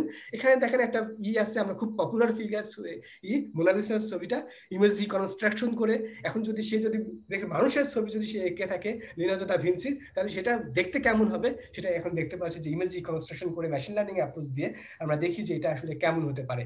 যার কারণে ঢালাওভাবে এখন মেশিন লার্নিং অ্যাপ্রোচটা social science to physical science সব সেক্টরে ইউটিলাইজ করা হয়। তো এটা একটা বড় একটা দিক। খুব সম্ভব হলে পরে যদি আমাদের ডিপার্টমেন্টের যদি মেশিন লার্নিং এর উপরে যদি কোনো লেকচার বা কোর্স চালু করা হয়, সেটার ক্ষেত্রে আমাদের স্টুডেন্টরা বা যারা নিউ জেনারেশন তারা কিন্তু খুব বড় মাত্রায় একটা ট্রেন্ড আপ হয়ে যাবে, এবং যখন তারা বাইরে পিএইচডি বা অন্য কিছু করতে যাবে একটা ভেরি গুড ইমপ্রেশন নিয়ে তারা সেখানে কাজটা করতে পারবে। তো আমার পরবর্তী যে রেজাল্টটা ছিল সেটা হচ্ছে মেশিন লার্নিং অ্যাপ্রোচ দিয়ে আমরা কি করছি যে হচ্ছে প্যারামিটারাইজ করছি। ইটস ভেরি ইউজ, অনেকগুলো রিয়ালাইজেশন, যার কারণে একটু ম্যাসিয়ার ফিগারটা। কিন্তু এখানে কি করছি আমরা, যে মেটার ডেন্সিটি বা হাবল প্যারামিটার, যে ইউনিভার্সাল এক্সপ্যানশন রেট, এই মডেলের যে প্যারামিটারের যে নর্মাল যে ভ্যালুগুলো আছে সেগুলো আমরা কি করছি প্যারামিটারাইজ করে বের করছি। এবং এখানে আমরা কি করছি লোকাল এনভায়রনমেন্টের ইফেক্টটা তুলে ধরেছি। লোকাল এনভায়রনমেন্টের ইফেক্ট বলতে কি বোঝাই? লোকাল এনভায়রনমেন্টের ইফেক্ট বলতে বোঝাই যেটা হচ্ছে, মনে করেন আপনি একটা টেলিস্কোপ নিয়ে কি করছেন, ইউএসএ তে একটা অবজারভেটরিতে কাজ করছেন, আপনি কানাডাতে কাজ করতে পারেন, আপনি অস্ট্রেলিয়াতে কাজ করতে পারেন, ইন্ডিয়া বা বাংলাদেশে কাজ করতে পারেন। তাহলে তার যে লাইন বরাবর যে লাইন অফ সাইট আছে, সেই লাইন অফ সাইটে কি কোনো লোকাল এনভায়রনমেন্টের কি কোনো ইফেক্ট আছে? সেটাই আমরা মেজার করছি যে আসলে লোকাল এনভায়রনমেন্টের কি কোনো ইফেক্ট আছে কিনা। লোকাল এনভায়রনমেন্ট বলতে যে আমাদের খুব নিয়ার বাই যে গ্যালাক্সি বা গ্যালাক্সি ক্লাস্টারের জন্য আমরা যে অবজার্ভ করতেছি অন্য গ্যালাক্সি বা গ্যালাক্সি ক্লাস্টার্স, সেগুলোর যে স্ট্রাকচারের কি পরিবর্তন হতে পারে। এবং আমরা দেখছি যে এই যে ম্যাজেন্টা কালারের পরে রেডশিফট 0.26 এরপরে যে কন্টিউর প্লটটা 2D কন্টিউর প্লট আমরা ডেভেলপ করছি, এরপরে যে আমরা লোকাল এনভায়রনমেন্টের ইফেক্ট আমরা পাই নাই। তো এই রেজাল্ট থেকে কি ইমপ্লিমেন্ট করে, এই রেজাল্ট থেকে কি ইমপ্লাই করে? এই রেজাল্টটা ইমপ্লাই করে যে আমরা যে অবজারভেশনাল অ্যাস্ট্রোনমিতে যে কাজগুলো করতেছি, সেই কাজগুলোতে আমাদের একটা পার্সেন্ট লেভেল কারেকশন প্রয়োজন অ্যাট রেডশিফট 0.26 পর্যন্ত। কারণ ওই জায়গাতে আমরা ট্রু ভ্যালু থেকে আমরা হচ্ছে এই ভ্যালুটা অনেক কম পাচ্ছি। এই জায়গায় আমরা কি অ্যাপ্রোচ ইউজ করছি মেশিন লার্নিং এর? আমরা হচ্ছে র্যান্ডম ওয়াকার ইউজ করছি। র্যান্ডম ওয়াকারের সাহায্যে মেশিন লার্নিং অ্যাপ্রোচ ইউজ করছি। আগে চিন্তা করা হতো যে মেশিন থেকে মানুষের বেশি পরিশ্রম করতে পারে, কিন্তু এখন মানুষ থেকে মেশিন বেশি পরিশ্রম করতে পারে। কারণ এই র্যান্ডম ওয়াকার একটানা 30 দিন কাজ করছে, 30 দিন বিভিন্ন জায়গায় ঘুরছে, ঘুরে একটা নির্দিষ্ট ভ্যালুর উপর ডিপেন্ড করে আমার যে কসমোলজিক্যাল যে মডেলটা, সেই ভ্যালুটা প্যারামিটারাইজ করছে। সেখান থেকে আমরা খুব ভালো কনস্ট্রেইন ভ্যালু পেয়েছি।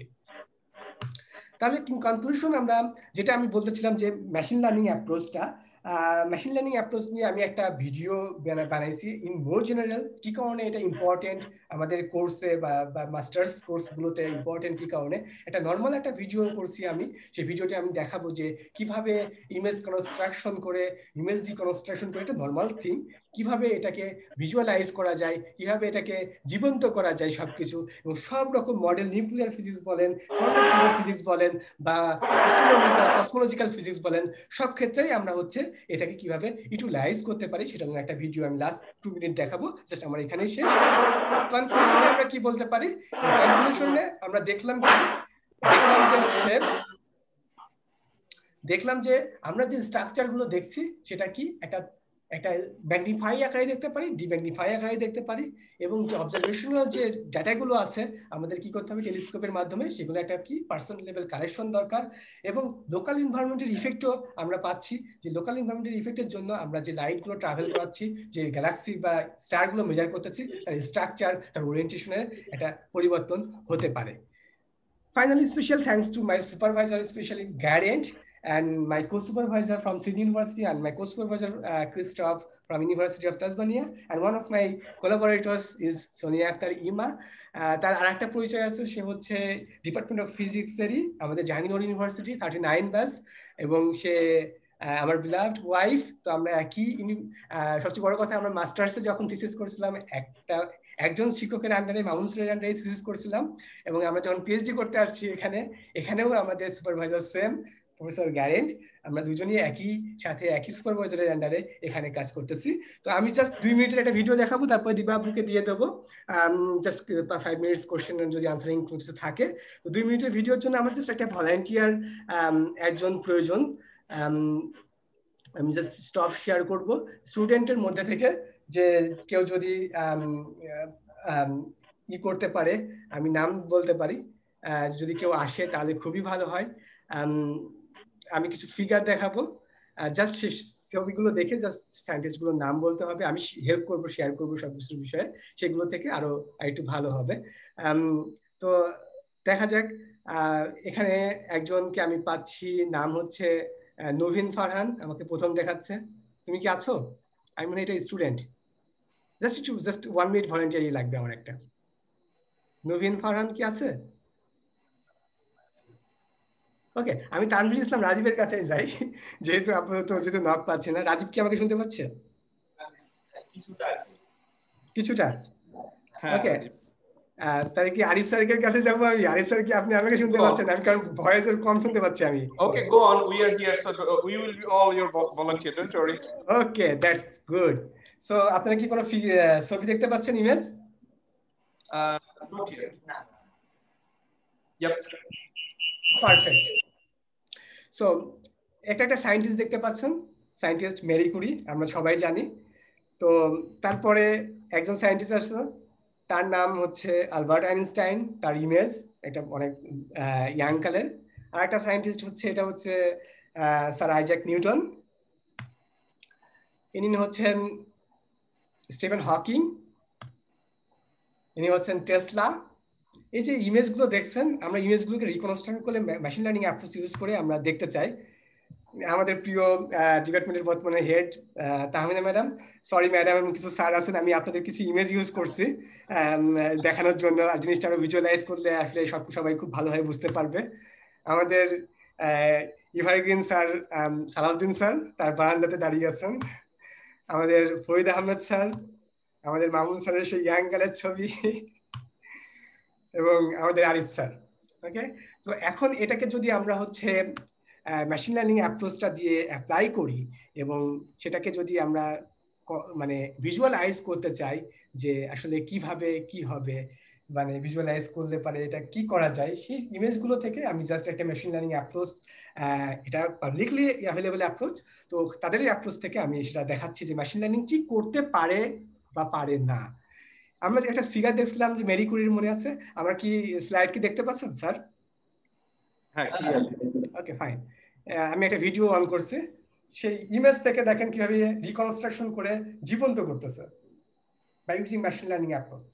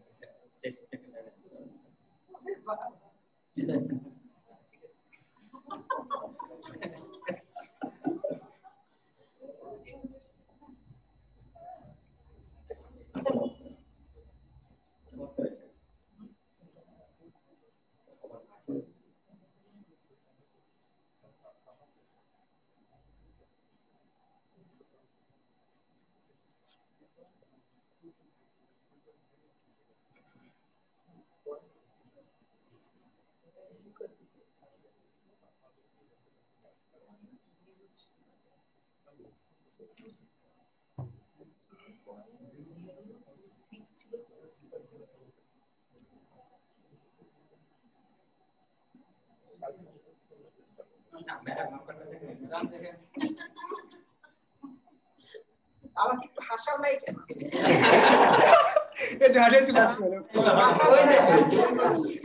ডাক্তার তো দেখা দরকার আছে, আমাদের তো ঘুমাই গেল। আসলে এটা খুব বড় হ্যাঁ, তো আইনস্টাইনটা খুব সুন্দর। আচ্ছা খুব সুন্দর।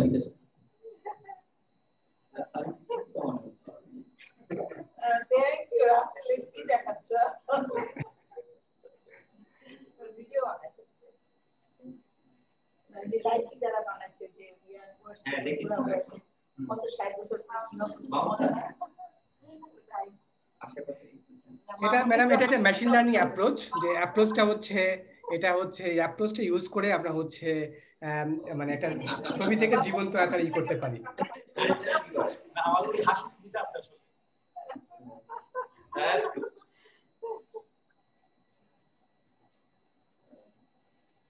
ওকে, থ্যাংক ইউ অল, অনেক ধৈর্য সহকারে আমার অনেক কথা শোনার জন্য।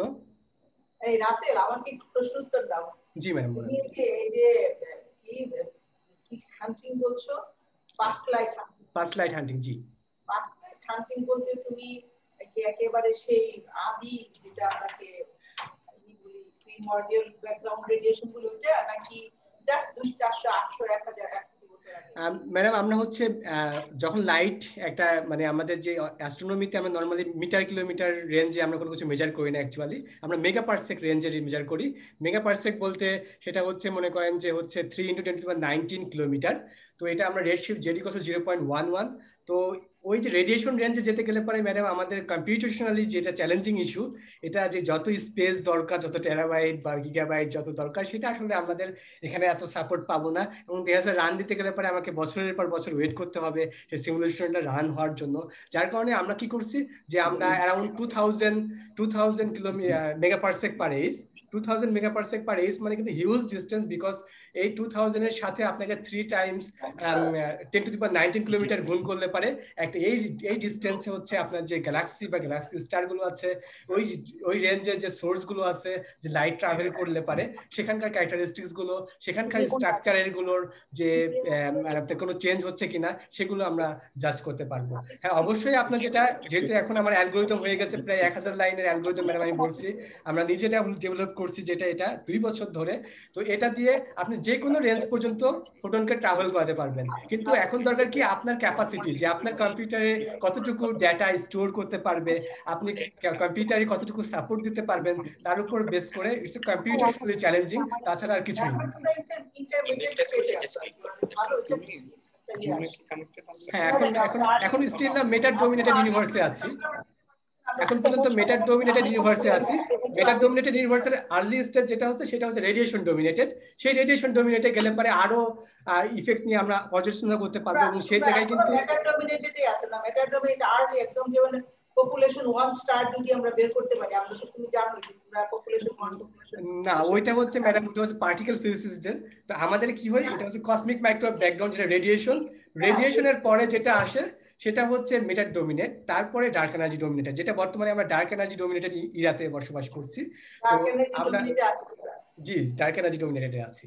এটা হচ্ছে একটা যেটা বললাম যে unsolved question still now in physics অ্যাস্ট্রোনমিতে, যে স্টিল নাও যে সামথিং ইন ফিল্ড ইকুয়েশনস আমরা দেখছি যে এনার্জি ডিস্ট্রিবিউশনস এবং ম্যাস ডিস্ট্রিবিউশন গুলো কোনোভাবেই শুদ্ধি পরীক্ষায় মানে ফুলফিল করে না লেফট অ্যান্ড রাইট হ্যান্ড সাইডে, সামথিং ইনভিজিবল কিছু আছে স্টিল নাও। এটা নিয়ে কিন্তু এখন ম্যাটার ডার্ক ম্যাটার খুবই হট টপিক, আর সব জায়গায় এখন এটা নিয়ে রিসার্চ করতেছে। বড় বড় ল্যাবরেটরি হচ্ছে ইউএসএ, কানাডা, অস্ট্রেলিয়াতে, এবং এটা 6 কিলোমিটার 3 কিলোমিটার নিচে মানে অভ্যন্তরীণ মাটির নিচে করছে, কারণ কোন রকম যাতে স্পেকট্রার মানে আমাদের আর্থের কোন রকম স্পেকট্রা যাতে কোনো কানেক্ট না করতে পারে, আমাদের ডেটাতে কোন রকম ভুল না আসতে পারে। ডার্ক এনার্জি তো আছে একটু মাস্ট, না হলে মাস্ট, জি ম্যাডাম। কিন্তু এখন এই যে যেটা ম্যাডাম, জি এটাই আর কি, যে 1915 হচ্ছে দেখেন আইনস্টাইন তার হচ্ছে জিআর দিয়েছিলেন, তো তখন বলছিলেন যে এক্সিস্টেন্স অফ ব্ল্যাক হোল। এই যে আমরা সম্প্রতি কিন্তু এখন হচ্ছে তার ফিগার আমরা জেনারেট করতে পারছি অলমোস্ট 100 ইয়ার পরে। তারপরে এখন ডার্ক ম্যাটারটা কিন্তু খুবই ক্লোজ কানেক্টেড, বলা চলে যে উইদিন 5 to 10 ইয়ার্স এর মধ্যে আশা করা যায় ডার্ক ম্যাটারের এক্সিস্টেন্সটা প্রমাণ আশা করা যায় পাওয়া যাবে। কারণ লার্জ হেড্রন যে হচ্ছে যে ল্যাবরেটরি আছে ওখানে আর কি খুবই সুপার ফান্ডামেন্টাল পার্টিকেল নিয়ে গবেষণা করা হচ্ছে, যেটা আপনি বললেন যে স্টেজ 1 যেগুলোতে ওই মেটারগুলো, এটা মেটারগুলো হচ্ছে সুপার ফান্ডামেন্টাল মেটার, কোয়ার্ক পার্টিকেল, গ্লুয়ন পার্টিকেল, ওইগুলো নিয়ে ওই পার্টিকেল ফিজিক্সটা করে। আমরা কি করি একদম রেডিয়েশনের পরে, আমি তার পরে তাই বলতেছিলাম যে ফার্স্ট গ্যালাক্সি ফরমেশন যেটা জিন্স ফর্ম থেকে, জিন্স ফর্মুলা থেকে, জি ফার্স্ট গ্যালাক্সি যেতে গেলে পরে আমাদের আরো ডিসটেন্সে যেতে হবে, তার যে রেডিয়েশন তো চাই, আমি কোয়ার্ক চাই না, অন্য পার্টিকেল চাই না, আমার কথা হলো যে ফার্স্ট ফরমেশন অফ গ্যালাক্সি সেই স্টেজে যেতে পারবো কিনা।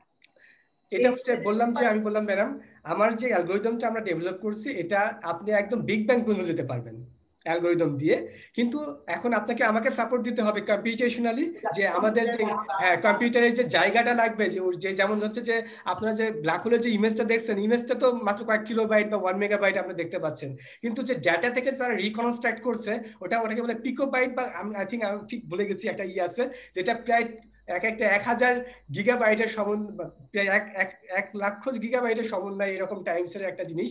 তো এত গিগাবাইটের স্পেস আমাকে দেবে কে ম্যাডাম? কিন্তু আমরা যে কোডটা আমরা নিজে ডেভেলপ করছি যেটা 2 ইয়ার্স ধরে, এই কোডটা হচ্ছে মনে করেন যে একদম বিগ ব্যাং পর্যন্ত can able to perform to do light tracing, যে লাইটের কি রকম চেঞ্জ হচ্ছে, কি রকম হচ্ছে, যে তখন আমরা কিন্তু আরো করতে পারবো, যেটা আপনি বললেন যে এখন তো আমরা দেখলাম যে হচ্ছে ম্যাস ডিস্ট্রিবিউশনের জন্য কি হচ্ছে, পরে আমরা রেডিয়েশন যে ইফেক্টের জন্য কি আমরা স্ট্রাকচারের কোনো পরিবর্তন দেখতে পাচ্ছি কিনা, বা রেডিয়েশনের পরে আর্লি স্ট্রাকচার ফরমেশনের যে একটা ডার্ক এনার্জি যে একটা যেটা কি করে এক্সপ্যান্ড করে, একটা যে এনার্জিটা দিয়ে আমরা ইউনিভার্স এক্সপ্যান্ড করতেছে, যে একটা অদৃশ্য শক্তি, সেই শক্তির দরুন কি আমরা কি কোনো রকম অন্য কোনো কিছু পাচ্ছি কিনা, সেটা কিন্তু আরো পরবর্তীতে মেজার করতে পারবো আমার রিসার্চ দিয়ে আর কি। যাই হোক, তোমার অ্যাস্ট্রোফিজিক্স পড়া সার্থক হয়েছে। জি ম্যাডাম, আমি খুবই হ্যাপি আমার কাজ নিয়ে। আর প্রথমের দিকে ম্যাডাম খুবই চ্যালেঞ্জিং ছিল সত্য কথা বলতে, কারণ হচ্ছে আমি পাইথন ল্যাঙ্গুয়েজ আসলে আমি জানতাম না প্রথমে, আসলে এখানে এসে শিখতে হয়েছে। প্রথমের দিকে আসলে ম্যাডাম সবার যে অ্যালগরিদম গুলো করে হয়তো 10-12 লাইনের যেগুলো হয়ে থাকে, কিন্তু আমাকে একটা নতুন নিজের মতো করে একটা অ্যালগরিদম ডেভেলপ করতে হয়েছে পাইথন ল্যাঙ্গুয়েজে। ইটস অলমোস্ট 1000 লাইনের একটা অ্যালগরিদম, এবং আরো ফার্দার আরো এক্সটেনশন হবে ভবিষ্যতে। এবং আমাদের এই কাজটা আমি সাবমিট করব, মানে আমি পেপার লিখতেছি এখন অলমোস্ট। এই পেপারটা মানে সাবমিট করার পর পাবলিশ হলে পারে যারা অবজারভেশনাল, যারা অ্যাস্ট্রোনমি নিয়ে কাজ করে, ডাটা টেলিস্কোপ দিয়ে করে, তাদের যে ডেটাগুলো আছে সব ডেটাতেই এখন কারেকশন আসবে ম্যাডাম, যেখানেই হোক, ইউএসএ, কানাডা, অস্ট্রেলিয়া, যে যেখানে ডেটা থেকে কাজ করে সেখানে একটা কারেকশন আসবে। হ্যাঁ স্যার বলেন। জি, আমি একটা বিষয় জানতে চাচ্ছি আগে, সেটা হলো যে তুমি এই যে field theory, unified field theory, না ফিল্ড থিওরিটা আসলে যে ফেল করছে বলছো, তাই না? জি, মানে আইনস্টাইন ফেল করছে, মানে আইনস্টাইন সম্পূর্ণ পুরোপুরি ভাবে দিতে পারে নাই, আমি বলছি। আচ্ছা, তো এটা এখন কি কোনো সলিউশন আসছে এখন বর্তমানে? সলিউশন বলতে স্যার যেটা আর কি বলা হয় যে এখন পর্যন্ত একটা হাইপোথেটিক্যাল থিওরি আসছে, যেটাকে বলা হয় স্ট্রিং থিওরি। যদিও আমি খুব বেশি ডিপ আমি জানি না স্ট্রিং থিওরি সম্পর্কে আসলে, তবে এটা একটা ধরা হয় যে একটা সুতার একটা কানেকশন, যেটা কোয়ান্টাম মেকানিক্স এবং হ্যাঁ ঠিক আছে, স্ট্রিং থিওরির রিলেভেন্স কিভাবে আমি জানি না, অ্যাস্ট্রোফিজিক্স এর সাথে কিভাবে? না অ্যাস্ট্রোফিজিক্সের হচ্ছে আমি বললাম যে আপনি একটা অ্যাস্ট্রোফিজিক্স বা একটা মক ইউনিভার্স, যেটা আমরা মক ইউনিভার্স ক্রিয়েট করছি, আপনি ইউনিভার্সের হচ্ছে যখন হচ্ছে আপনি একটা ম্যাস ডিস্ট্রিবিউশন বা পার্টিকেল ডিস্ট্রিবিউশনস বা মোমেন্টাম ডিস্ট্রিবিউশনস, এনার্জি ডিস্ট্রিবিউশনস, সবকিছুই যে কোনো কিছুর ক্ষেত্রে আপনার ফিল্ড থিওরিতে ওটা সম্পর্কে একটা কারেক্ট পিকচারের জন্য কিন্তু একটা কম্বাইন ইফেক্ট দরকার। সেই ইফেক্টে আপনার কোয়ান্টাম মেকানিক্স এবং রিলেটিভিস্টিক মেকানিক্সে যদি কম্বাইন ইফেক্ট না হয়, তাহলে কিন্তু আপনি একটা রাইট পিকচার অফ ইউনিভার্স কিন্তু আপনি পাচ্ছেন না। যতদিন পর্যন্ত রাইট পিকচার অফ ইউনিভার্স পাচ্ছেন, ততদিন পর্যন্ত কিন্তু আপনি ইউনিভার্সের যে ক্যারেক্টারিস্টিক্স যেগুলো আছে সেগুলো নিয়ে কিন্তু আপনি ডিটেইলসলি খুব একটা মোর অ্যাপ্রোপ্রিয়েটলি, মানে একটা পার্সেন্টেজ অফ ইরোরটার পরিমাণটা একটু বেশি থাকে আর কি। আচ্ছা, রাইট। আরেকটা প্রশ্ন, I'm sorry, কবির ভাই, I'm sorry. Just We quick got question, some 1 time minute সময় লাগবে। সেটা হচ্ছে যে তোমরা যে I'm sorry, কবির ডেটা ভাই। অ্যানালাইসিস করো, কবির স্যার, সেটা কি কোয়ালিটেটিভ না কোয়ান্টিটেটিভ অ্যানালাইসিস করো? সরি আমি শুনতে পাচ্ছি না, আরিফ স্যার কবির স্যার দুজনেই কথা বলছেন। I'm sorry, Kabir sir, with due respect, actually we got a eco হচ্ছে, আমি bit of ইকো time পাচ্ছি আসলে, constraint, আমি শুনতে and পাচ্ছি we না। can go for this discussion. I আচ্ছা, know আচ্ছা, after ঠিক this আছে। beautiful talk, we can actually keep talking all the day long, but we got another presenter, thank you Russell. and we need to Thank you, restrict sir. ourselves with the time frame as আমি well. আপনার So, সাথে কথা বলবো কবির without sir, any সমস্যা further delay, নেই। I want আচ্ছা, to move তুমি forward. পরে Actually. আমরা যোগাযোগ করব। জি জি স্যার, আমি যোগাযোগ করবো। Russell, thank you very much. Actually, it was a beautiful and so informative document. I was highly impressed, and I know the audience will be as well. And you know that you can see that so many claps and hand raises are there, virtually and practically. Okay, so I want to move forward now for our second talk, actually. Thank you. And just before I move to the second talk, just Mamun sir want to make a comment on that. Yeah, sure. আমাদের বাপ্পি রাসেল হোসেন, ওকে ধন্যবাদ জানাচ্ছি এবং আমাকে এত আনন্দ দেওয়ার জন্য। আমি অত্যন্ত খুশি হয়েছি ওর যে ব্যাকগ্রাউন্ড যে সুন্দর করে বলেছে। আমি একটা কথা বলে থাকি, যে রিসার্চ ব্রেনকে শানিত না করে, যে রিসার্চ ইনফরমেশনকে আপডেট না করে, সেটা রিসার্চ নয়। তো এই আমাদের প্রিয় বাপ্পি, সে আমার সেই কথাটা প্রমাণ করে দিয়েছে। আমি মনে করি ব্রেনকে শানিত করেছে, ইনফরমেশনকে আপডেট করেছে, এমনকি উপস্থাপনাও সে আপডেট করেছে। আমি কাদের স্যারের কাছে শুনেছিলাম, প্ল্যাঙ্ক সাহেব, আইনস্টাইন সাহেব বলতেন, ওইটা আমার খুব ভালো লাগতো, আমি বলতাম। তারপরে আমার ছাত্র এখন বাপ্পিও সেই সাহেবরা বলছেন। এই যে বংশ পরম্পরায় আমরা স্টাইল আসছে, এটা ভালো। তো আমি যেটা পরিষ্কার করতে চাই, ছাত্ররা যখন ভালো করে, বিশেষ করে যখন আমার চেয়ে ভালো করে, তখন আমি হেরে জিতে যাই। আমি বারবার হারতে চাই, জিততে চাই, বারবার হেরে গিয়ে জিততে চাই, প্রতি স্টুডেন্টের কাছে আমি জিততে চাই। আমি আশা করি আমাদের প্রচুর ছাত্র হয়েছে যারা আমাকে বারবার হারিয়ে দিয়ে বারবার জিতে দিবে, আমাকে আনন্দ দিবে। তো তোমাকে ধন্যবাদ, সুস্থ থাকো, ভালো থাকো, এবং সেই সঙ্গে আমাদের ইমাকে উনিও ভালো থাকো। জি স্যার, দোয়া করবেন sir. Thank you sir for your nice words. Okay, thank you very much, Mamun sir. So